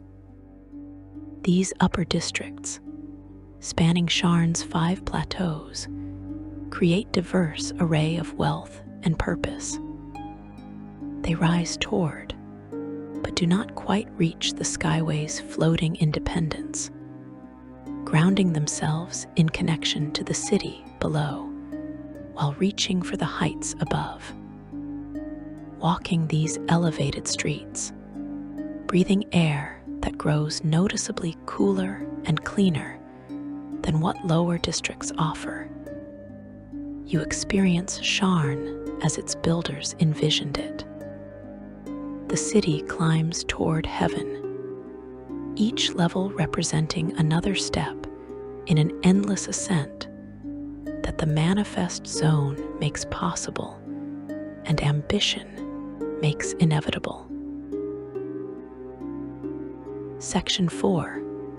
Architecture and Engineering Marvels. The towers do not simply rise through accident or divine intervention. Every spire reaching toward clouds, every bridge spanning impossible distances, every platform floating free of earthly anchors represents conscious design and deliberate engineering. The architecture of Upper Sharn emerges from centuries of accumulated knowledge, combining traditional building techniques with magical innovation in ways that push the boundaries of what construction can achieve.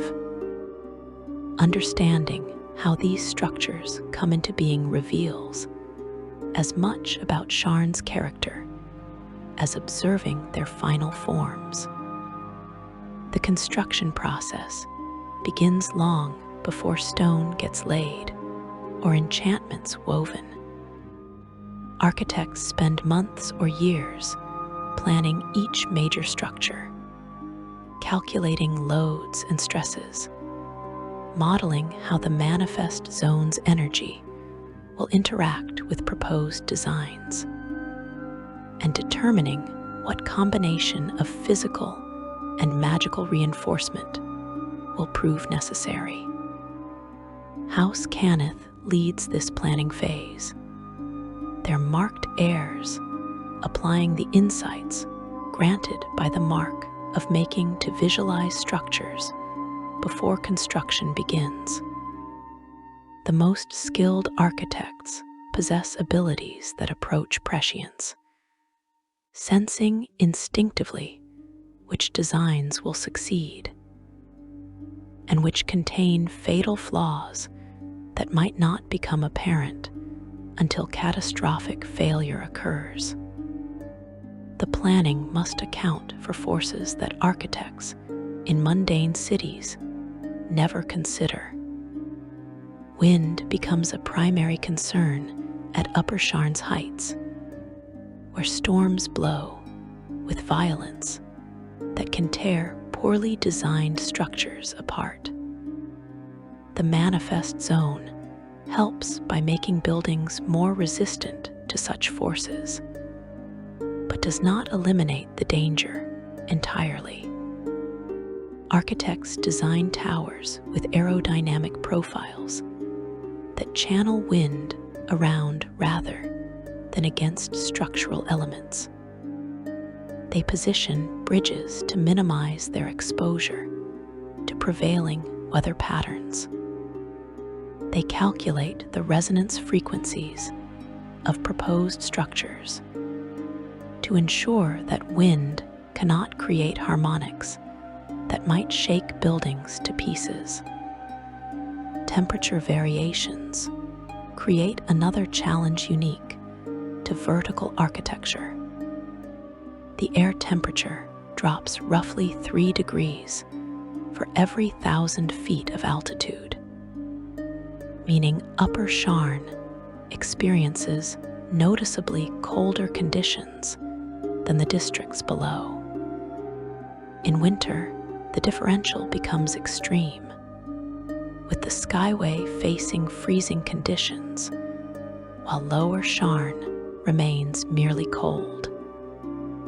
Buildings must accommodate this through insulation and climate control systems that in mundane construction would be unnecessary luxury. House Lyrandar contributes weather magic that maintains comfortable interior temperatures. But the basic structure must support these enchantments without creating thermal stresses that could crack stone or warp metal. The manifest zone itself requires careful consideration during planning. While the zone provides buoyancy and support, its effects distribute unevenly across even small distances. An architect must understand exactly how much lift a structure will receive at each altitude, how that lift interacts with the building's weight distribution, and where additional magical or physical reinforcement becomes necessary. Getting these calculations wrong can result in structures that tilt dangerously, or, in worst cases, tear themselves apart as different sections experience different effective gravity. Once planning completes, construction begins with foundation work that differs dramatically from conventional building. In Lower and Middle Sharn, foundations mean digging into bedrock or building atop existing structures. In Upper Sharn, particularly for the tallest towers, foundations become platforms designed to distribute weight across multiple supporting towers below. These platforms themselves qualify as engineering marvels massive structures reinforcing entire city blocks to support the loads above. House Cannith engineers calculate precisely how much weight each supporting tower can bear. Then design distribution systems that prevent overloading any single structure. The materials used in Upper Sharn construction come from across Corvair and beyond. Standard limestone and granite form the bulk of most structures, quarried from sites in Breland and neighboring nations. But upper towers incorporate materials chosen for specific properties beyond simple strength. Densewood, that remarkable lumber from the forests of Eberron, offers structural support with properties approaching metal, while remaining easier to work and shape. The wood's density gives it hardness comparable to stone, making it ideal for framework elements that must bear substantial loads. Sarwood, another legendary material from Eberron, weighs almost nothing and possesses natural buoyancy that makes it invaluable for Skyway construction. The wood's tendency toward flight amplifies the manifest zone's effects, allowing structures incorporating Sarwood to achieve stability with less magical reinforcement than would otherwise be required. House Cannith maintains exclusive control over certain proprietary materials developed through decades of research. Based on what we know of their arcane forges and creation techniques, this could imply they produce specially treated metals and building materials that incorporate trace amounts of rare minerals or undergo magical processing during creation. These specialized materials likely cost substantially more than standard construction supplies, but their enhanced properties make them essential for the most ambitious projects.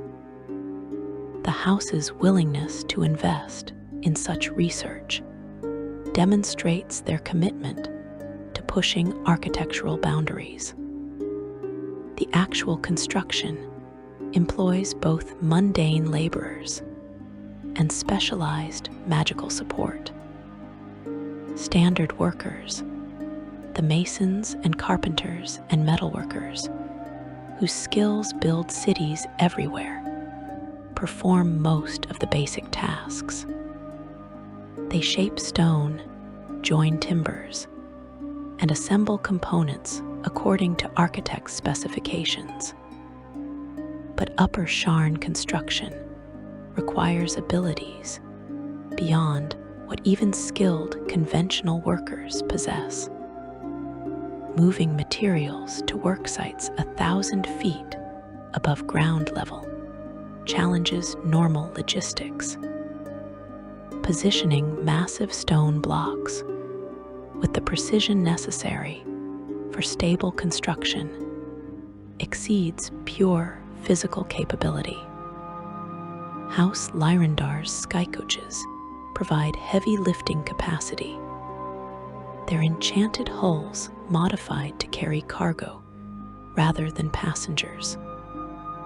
Multiple coaches working in coordination can transport building materials weighing several tons, positioning them exactly where construction plans require. House Cannith artificers operate specialized constructs designed specifically for construction work. Mechanical servants with strength exceeding any human worker and precision that ensures perfect placement. Wizards trained in telekinesis and levitation spells assist with fine positioning, guiding elements into place with magical force, while physical workers secure them permanently. The construction timeline for major Upper Sharn towers extends across years or even decades. A moderately ambitious residential tower in Upper Central might require 5 years from foundation to completion. The most elaborate Skyway structures have consumed 20 years or more, with construction proceeding in phases as funding becomes available and techniques improve. During construction, partially completed towers present both opportunity and danger. Adventurous children explore construction sites despite warnings, discovering the skeleton frameworks before walls close them in. Criminals use incomplete buildings as hideouts or meeting places, knowing the Sharn Watch rarely patrols areas lacking residents. Some structures remain perpetually incomplete, abandoned when funding runs out or owners die before seeing their visions realized. The integration of magical reinforcement happens throughout construction rather than being applied as finishing touches. As workers build each floor, artificers weave enchantments into the structure itself. These enchantments serve multiple functions beyond simply making buildings stronger. They distribute stress more evenly, channeling loads away from weak points toward areas better able to handle them. They provide flexibility, allowing structures to sway slightly under extreme conditions rather than rigidly resisting until they shatter. They actively counteract the forces that would otherwise cause buildings to fail over time, preventing the gradual degradation that affects even the best mundane construction. The most critical enchantments focus on maintaining harmony with the manifest zone.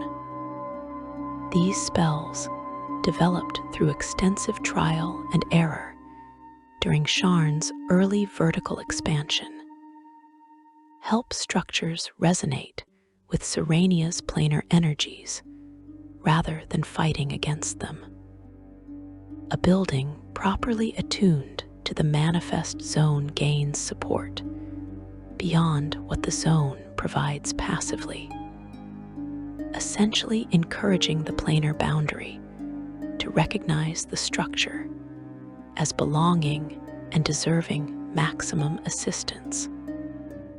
This attunement requires constant attention, with artificers checking and adjusting the relevant enchantments annually to maintain optimal effect. Skyway construction represents the ultimate expression of Sharn's architectural achievement, creating structures that rest upon solidified cloud stuff pushes every technique to its limits and demands innovations that would not occur to architects working in conventional contexts. The process begins with shaping the cloud stuff itself into stable platforms. This substance, born from the meeting of Eberron and Serenia, responds to specific magical techniques that House Cannith developed over generations of experimentation. The artificers who work with cloud stuff describe it as neither solid nor liquid, but something fundamentally different, a material that exists in the space between states. The platforms typically measure between 50 and 200 feet across, shaped through careful application of transmutation magic and physical manipulation, while the cloud stuff remains malleable. Once properly formed and stabilized through binding enchantments, the cloud stuff hardens into its permanent configuration.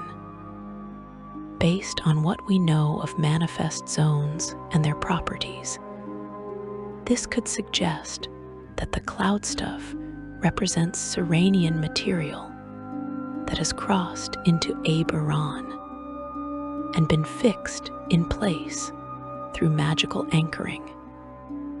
The substance retains connection to its plane of origin, which explains why it naturally floats and why structures built upon it gain such remarkable stability.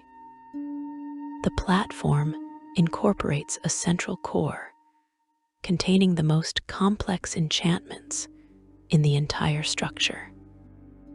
This core functions as both anchor and coordinator. The anchor component creates a fixed point in space that the platform maintains relative to, preventing the structure from drifting away on air currents or slowly descending as enchantments weaken. The coordination component harmonizes all the various magical effects woven throughout the structure, ensuring they work together rather than interfering with each other. These cores represent House Cannith's most closely guarded secrets, with the techniques for their creation known only to senior marked artificers who swear binding oaths never to reveal their methods. Once the platform achieves stable configuration, construction proceeds much as it would for conventional towers, with materials transported to the floating worksite and assembled according to architectural plans. But Skyway construction faces unique challenges. Workers must adapt to building on a surface that, despite its stability, fundamentally differs from solid ground. The subtle swaying of floating platforms as air currents push against them requires construction techniques that accommodate motion. Walls must be built to tolerate slight flexing without cracking. Floors must remain level even as their foundations shift incrementally.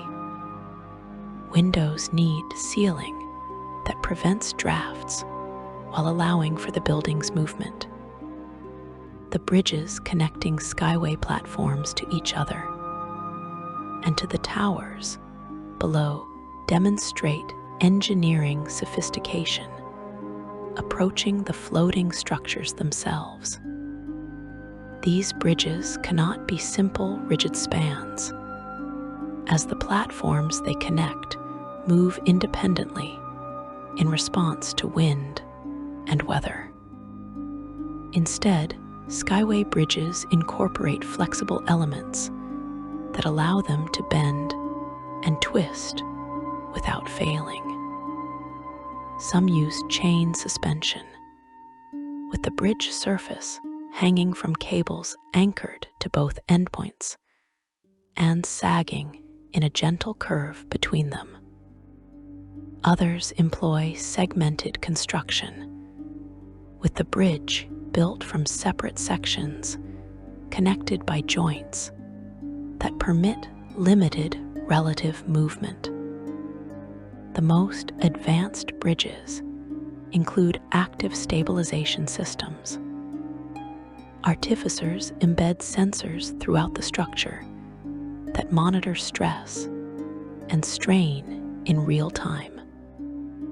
When these sensors detect conditions approaching dangerous thresholds, they trigger counteracting enchantments.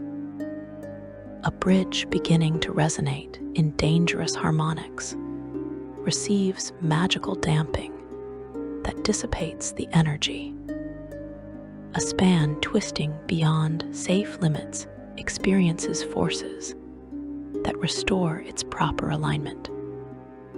These systems require constant power drawn from the manifest zone itself, making them expensive to maintain, but essential for safety. Transportation infrastructure throughout Upper Sharn and the Skyway required solving problems that conventional cities never face. The sky coaches that now seem ubiquitous took decades to develop into their current form. Early attempts at magical flight faced challenges with stability, power consumption, and passenger safety. The breakthrough came when House Lyrandar researchers discovered how to create enchantments that work exclusively within Sharn's manifest zone. Rather than fighting against or trying to replicate the zone's natural energies, they learned to create vehicles that the manifest zone itself supports and enables. Modern sky coaches incorporate enchantments specifically designed to interface with Serenia's influence. The coaches function only within Sharn's boundaries, where the manifest zone provides the necessary planar energy. If a sky coach were to fly beyond the city's limits, the enchantments would fail and the vehicle would crash. This limitation actually contributes to safety within Sharn itself, as the coaches require less complex magical infrastructure than vehicles that must generate their own lifting force. The enchantments essentially ask the manifest zone for permission and assistance, and the zone responds by supporting the coach's flight. The coaches themselves incorporate multiple redundant systems despite their reliance on the manifest zone. The primary enchantment provides lift and propulsion, channeling the zone's natural buoyancy through carefully designed magical matrices. Secondary systems activate if the primary fails, providing enough power to reach safe landing even in emergency conditions. Tertiary backups consist of simple enhancement effects that slow descent and cushion impact, preventing catastrophic falls even if all active systems completely fail.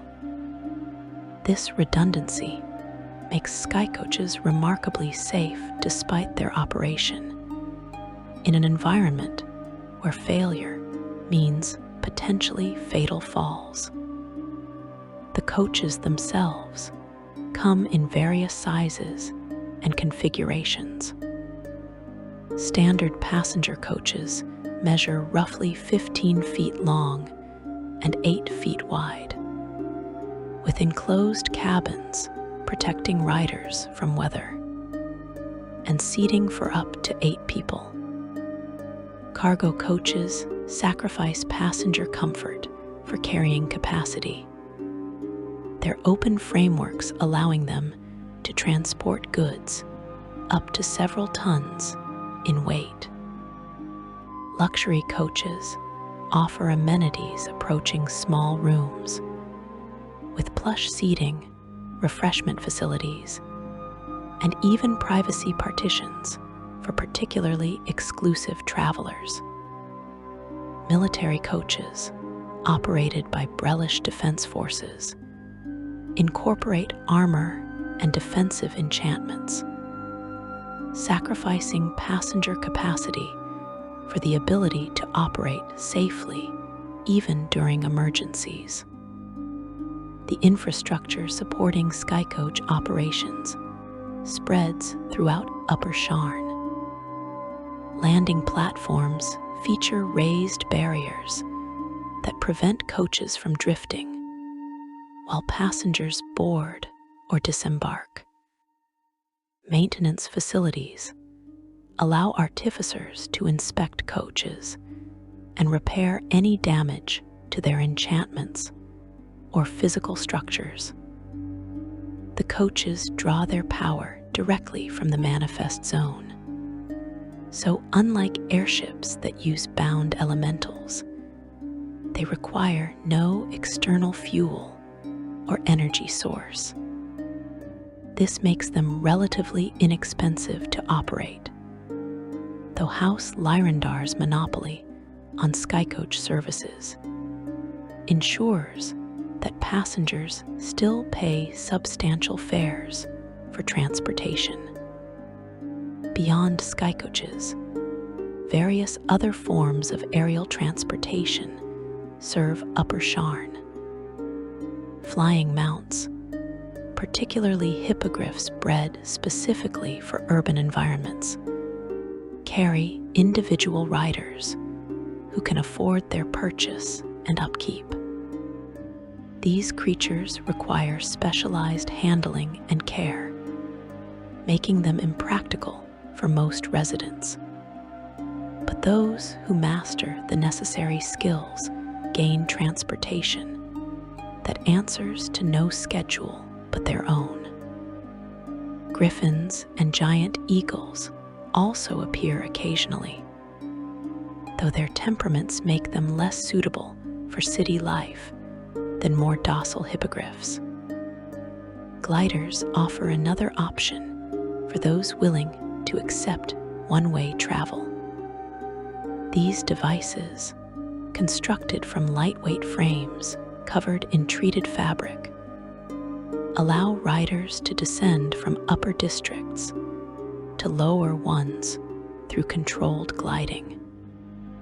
The manifest zone makes this safer than it would be elsewhere, extending glide ratios and slowing descents.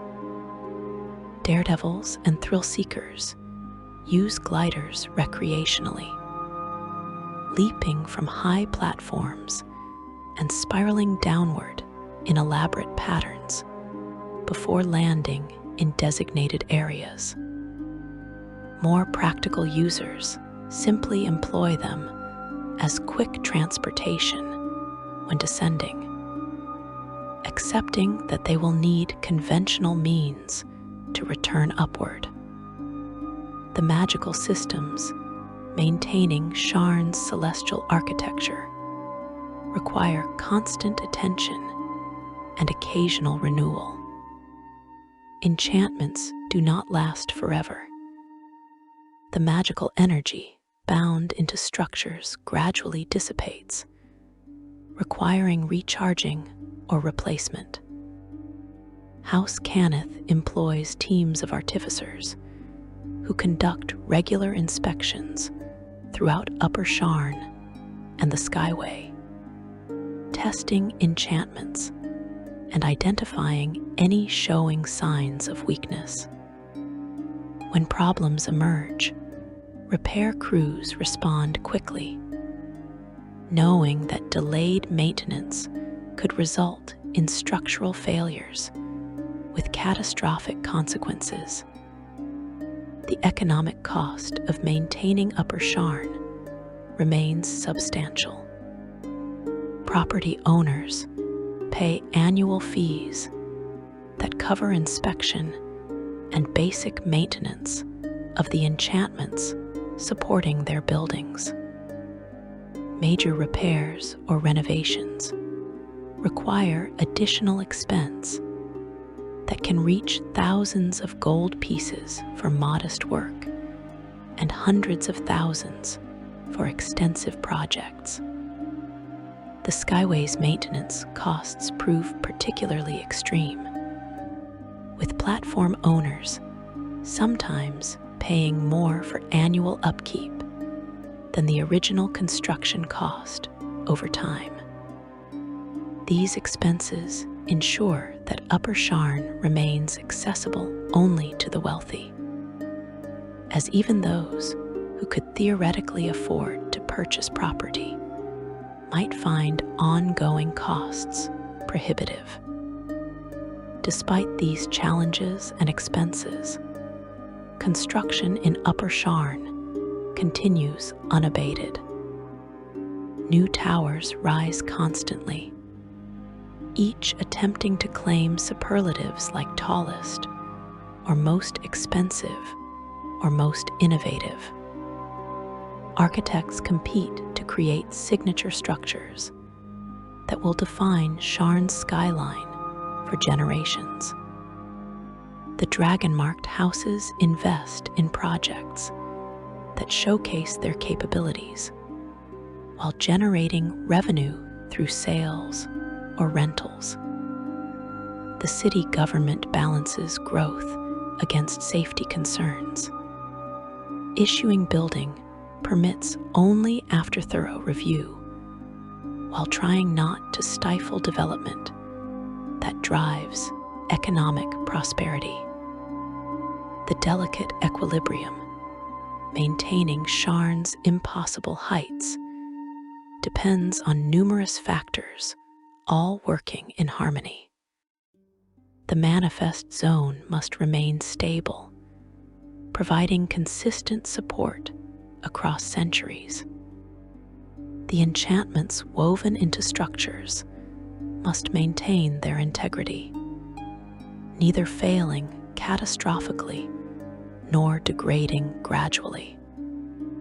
The maintenance systems must continue functioning, with enough trained artificers available to handle the constant work.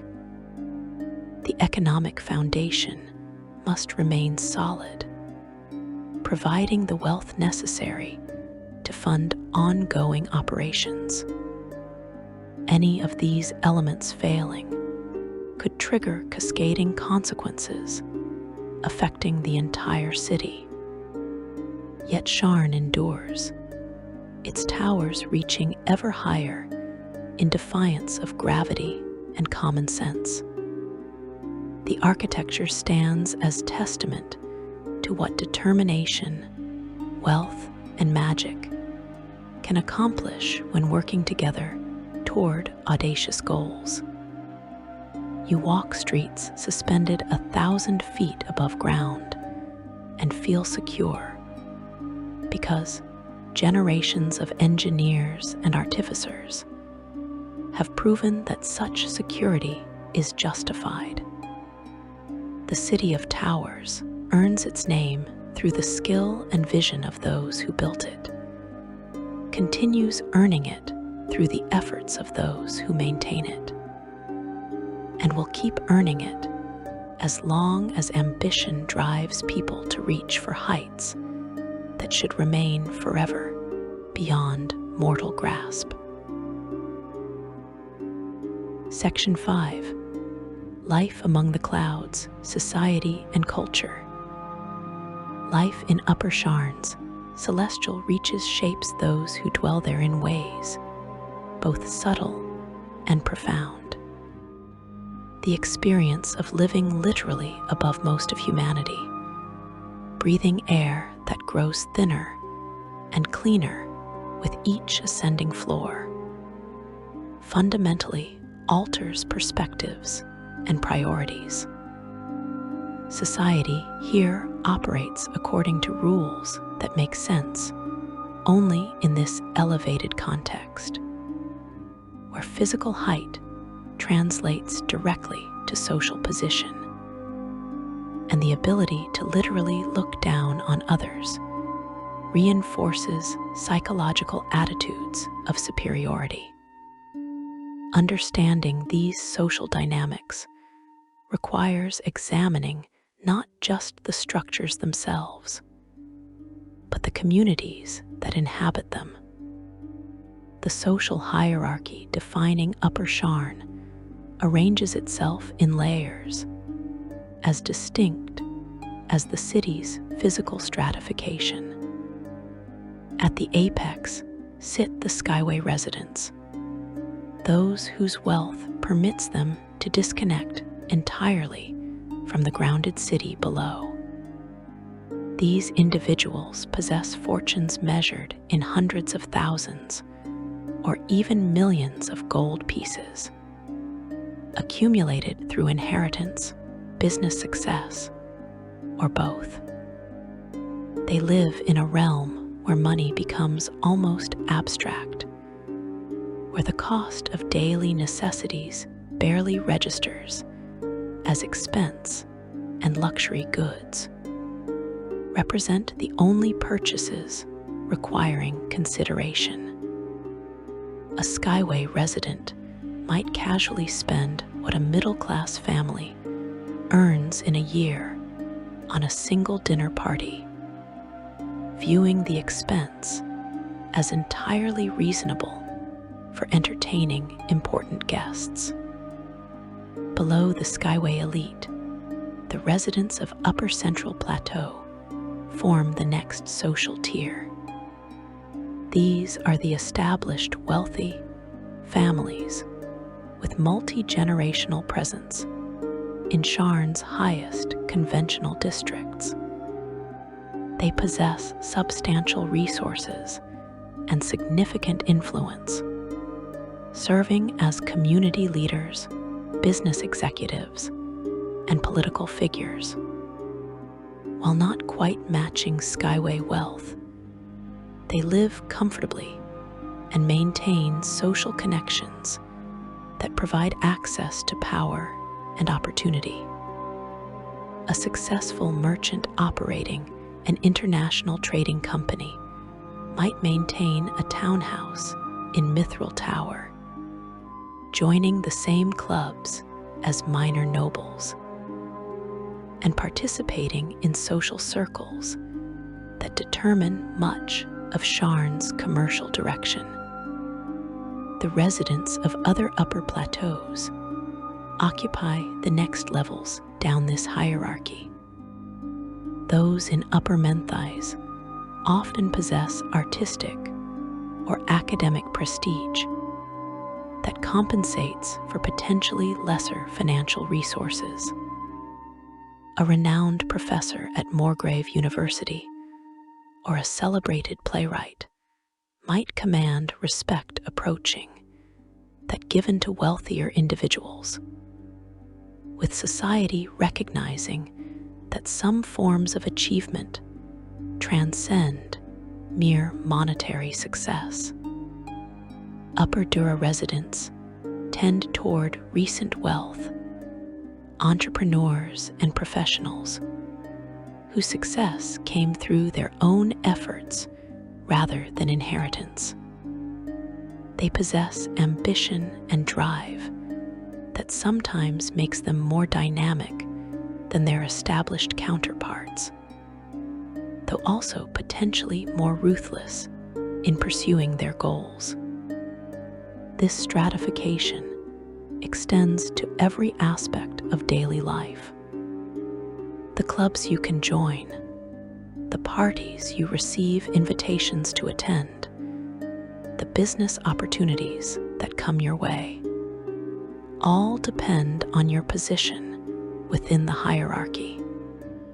Moving upward requires not just accumulating wealth, but gaining acceptance from those already occupying higher levels.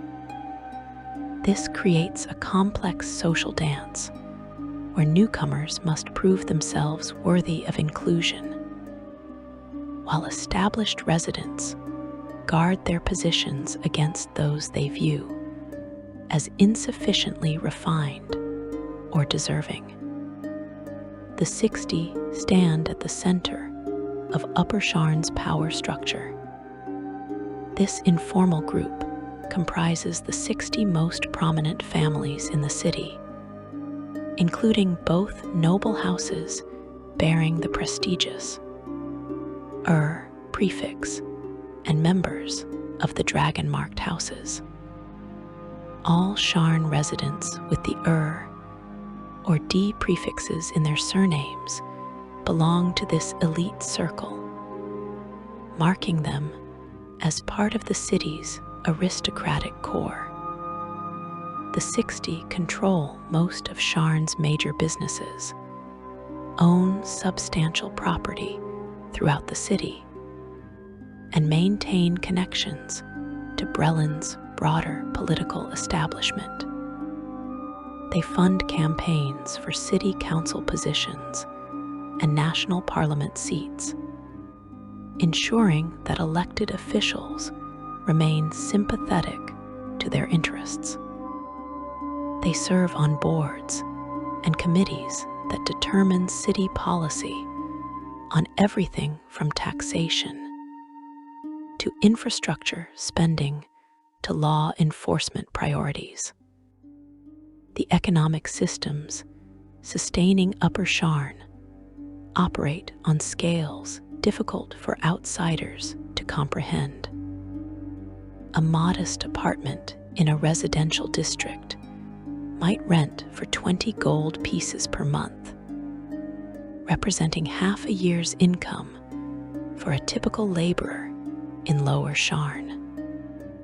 A townhouse in Mithril Tower sells for prices starting at 50,000 gold pieces and rising to 10 times that for the most desirable properties. Skyway platforms change hands in transactions involving hundreds of thousands of gold pieces. Though these sales happen rarely, as most owners prefer maintaining their exclusive positions rather than converting property to liquid assets. Daily expenses match these astronomical housing costs. Dining at quality restaurants in upper districts costs several gold pieces per person, with truly exceptional establishments charging 10 or 20 gold for single meals. Clothing appropriate for upper social circles requires tailoring that starts at dozens of gold pieces for basic garments and rises into hundreds for formal wear. Entertainment expenses, whether attending theater performances or hosting private gatherings, consume resources that would bankrupt most Sharn residents within days. Yet for those living in these heights, such spending represents normal life rather than extraordinary luxury. The wealth concentration in Upper Sharn creates economic effects rippling throughout the city. Service industries catering to the wealthy employ thousands of workers who themselves live in middle or lower districts. Servants, cooks, gardeners, and maintenance staff commute upward daily to work in towers they could never afford to inhabit. Skilled craftspeople find ready markets for their best work, selling to customers who value quality and have resources to pay for it. Artists and performers earn livings entertaining audiences who appreciate their talents and can afford appropriate compensation. But this economic engine also generates tensions and resentments. The visible wealth disparity between Upper and Lower Sharn creates awareness of inequality that periodically threatens social stability. Those climbing stairs or riding lifts past districts they can never hope to afford develop attitudes ranging from aspiration to bitter anger. Some view Upper Sharn as inspiration, proof that success is possible and worth pursuing. Others see it as injustice, wealthy parasites exploiting workers who create actual value. The city's leadership constantly navigates these tensions, knowing that pushing too hard in either direction risks consequences they prefer to avoid.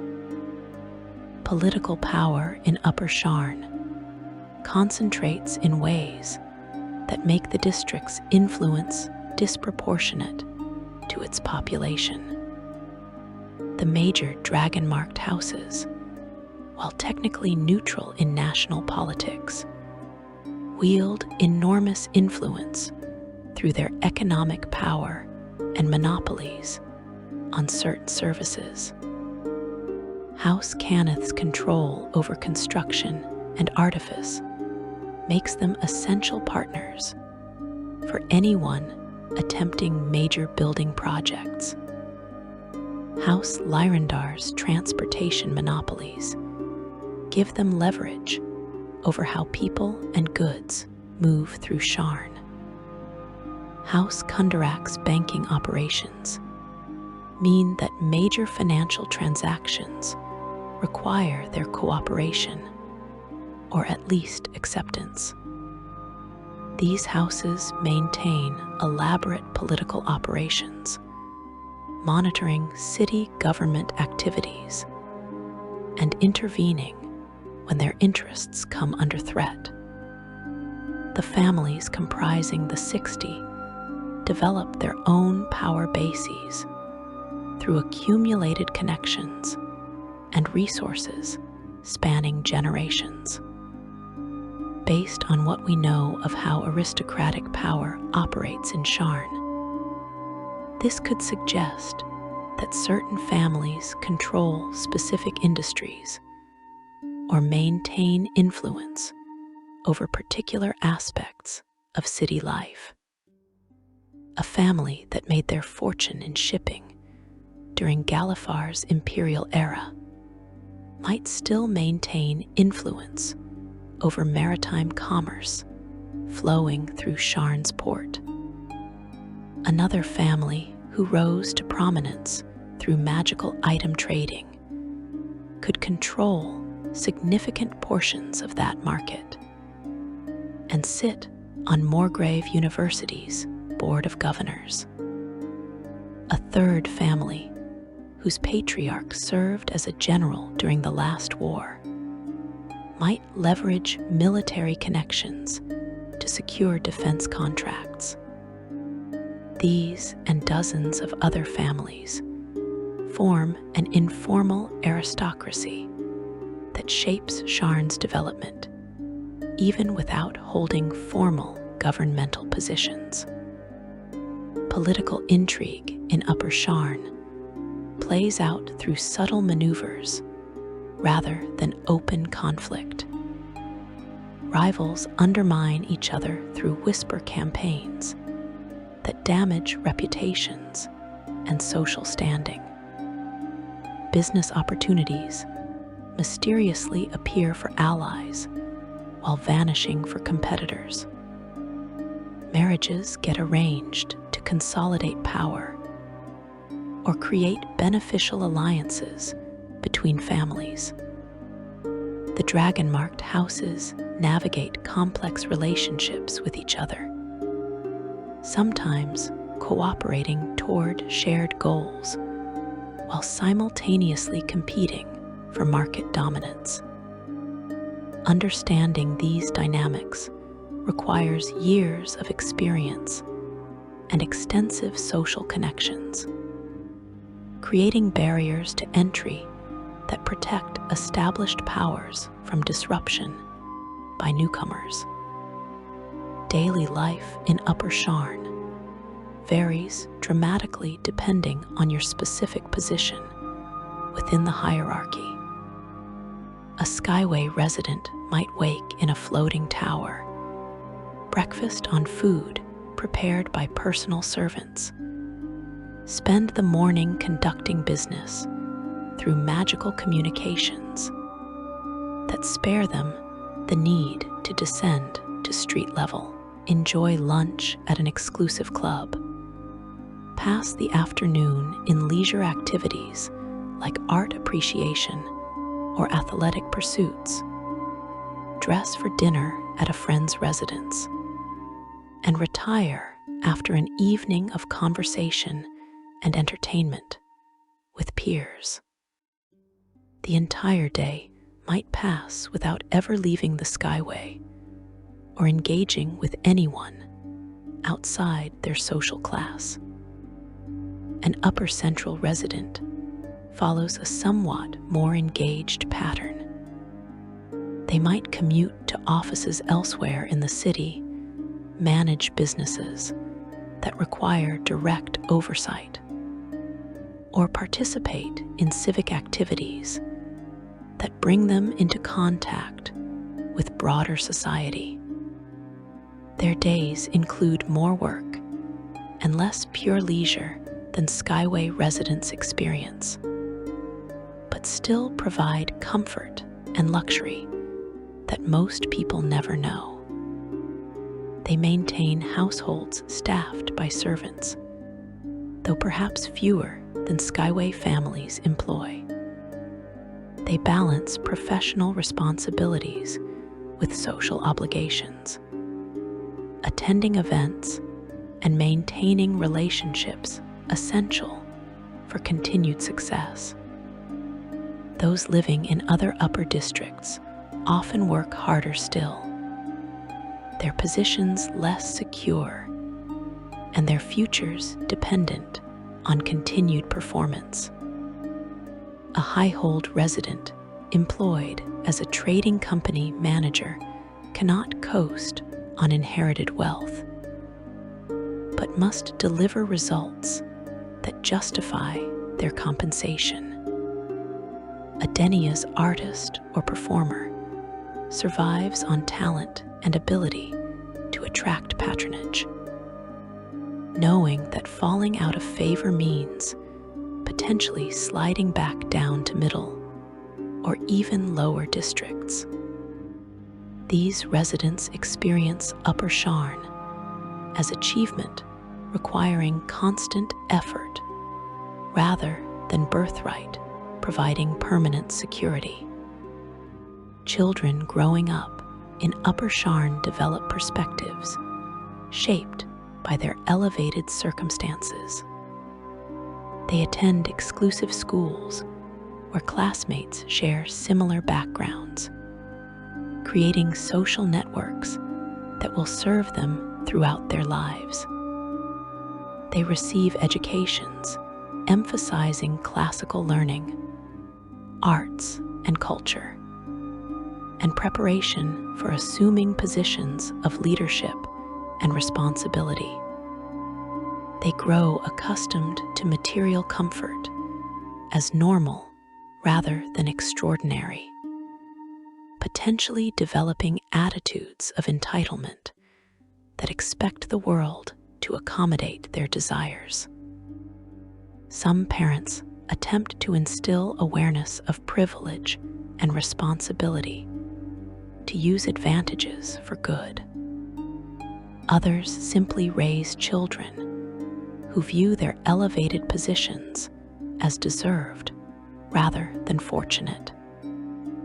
The cultural life flourishing in Upper Sharn creates a sophisticated society that values artistic achievement and intellectual accomplishment alongside material success. Theater performances attract audiences who genuinely appreciate dramatic art rather than simply seeking entertainment.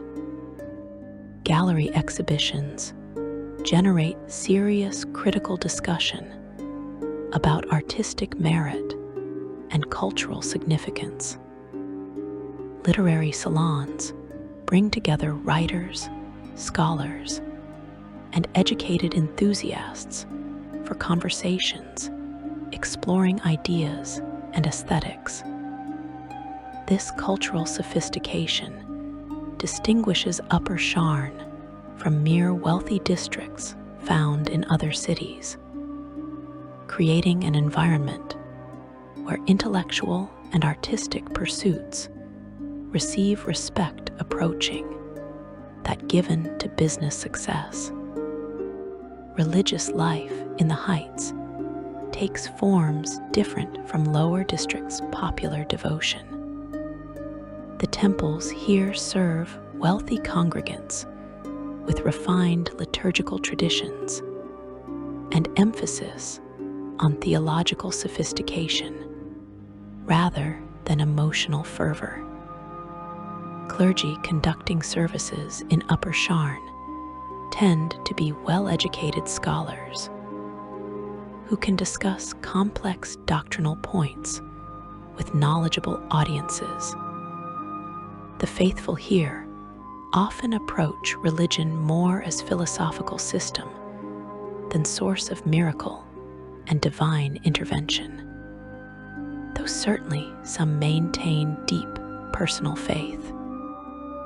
Charitable activities organized through upper temples focus on systematic aid rather than direct service, with wealthy donors providing funding that others implement in lower districts where need concentrates. The physical experience of living at these heights shapes bodies as well as minds. The thinner air, despite the manifest zone's beneficial effects, requires adaptation that develops increased lung capacity over time.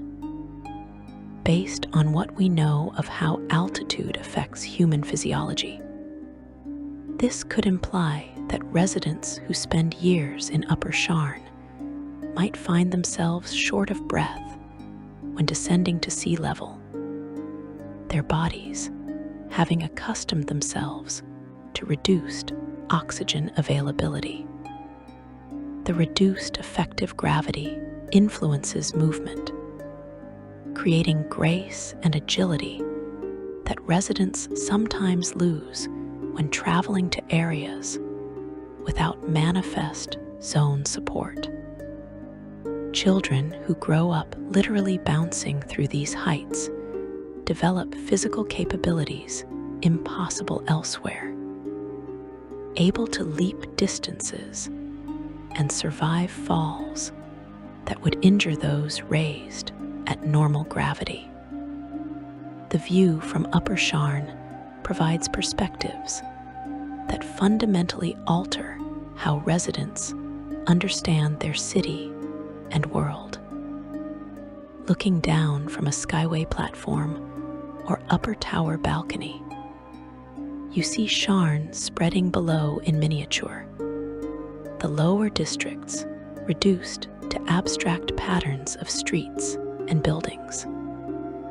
Individual people become invisible at such heights, appearing only as occasional movement or gathered crowds. This physical removal from street-level reality can create psychological distance as well, making it easier to forget that those tiny specks below represent actual human beings with lives as complex and important as your own. Yet not all upper residents succumb to such detachment. Some maintain genuine connections to broader Sharn society, involving themselves in charitable work or civic improvement projects. They use their wealth and influence to fund schools in lower districts, support programs helping the impoverished, or advocate for policies that reduce inequality. These individuals recognize that their elevated positions come with responsibilities, that those fortunate enough to live in luxury should contribute to improving conditions for those less blessed. Their efforts sometimes face skepticism from lower district residents who see charity as inadequate substitute for systemic change. But the help they provide remains valuable regardless of motivations. The last wars end in 996 year of the kingdom brought changes to Upper Sharn that continue reverberating through society. Many wealthy families lost members during the conflict, with sons and daughters serving as officers or killed in attacks on civilian targets. The Treaty of Thronehold that ended the war included provisions affecting trade and commerce in ways that benefited some businesses while harming others. The peace remains fragile, with tensions between nations potentially reigniting into renewed conflict. These uncertainties make some residents cautious about major investments or long-term planning, while others see opportunities in rebuilding and new ventures that peacetime makes possible. The Warforged present particular social complications in Upper Sharn.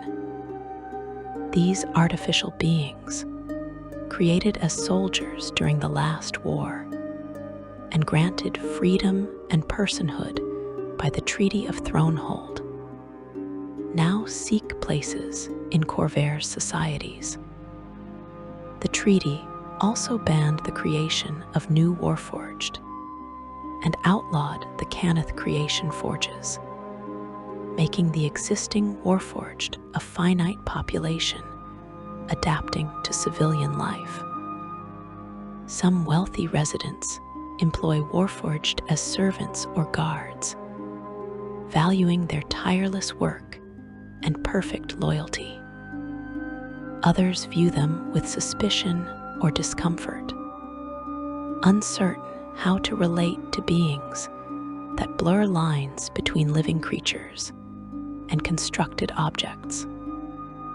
A few Warforged have achieved independent success, accumulating enough wealth to purchase property or establish businesses.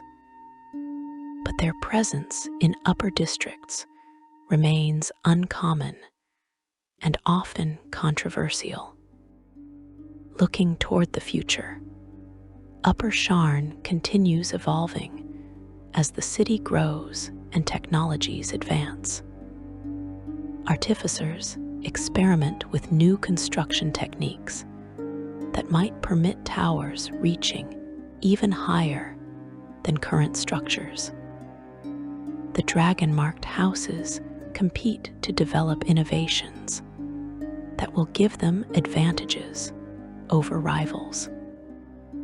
Ambitious individuals continue ascending the social ladder, bringing new energy and ideas that refresh sometimes stagnant established communities. The manifest zone shows no signs of weakening, promising that Sharn's vertical expansion can continue indefinitely limited only by engineering capabilities and available resources. You stand among these floating towers and suspended bridges, experiencing firsthand what centuries of ambition and innovation created. The city rises around you, above you, and below you in three-dimensional complexity that defies simple understanding.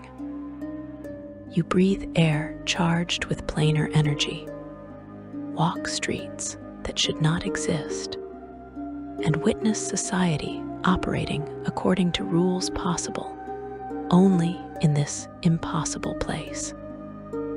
Sharn's celestial architecture represents more than buildings and bridges. It embodies dreams made manifest, human determination to transcend limitations, and the willingness to invest everything necessary to achieve visions that lesser cities would dismiss as fantasy. The City of Towers claims its place among Corvair's wonders, not through ancient magic or divine blessing, but through deliberate effort sustained across generations. The architects who designed these structures, the workers who built them, the artificers who maintain them, the residents who inhabit them, all contribute to Sharn's continued existence and growth. The manifest zone provides foundation, but human hands and minds transform that foundation into the reality you experience here in the heights. As you prepare to descend back toward the world below, take a moment to appreciate what you have witnessed. Few people ever ascend to these heights, and fewer still understand the complexity underlying what appears from below as simple towers reaching toward clouds. You now know the truth. Sharn's celestial architecture emerges from careful planning, skilled execution, constant maintenance, and the peculiar magic that makes gravity negotiable in this one remarkable place. The towers will stand long after you descend, continuing their impossible ascent, forever reaching toward heights that remain just barely within reach.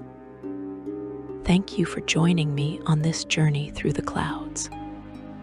And until next time, may your own adventures reach heights as remarkable as the City of Towers itself.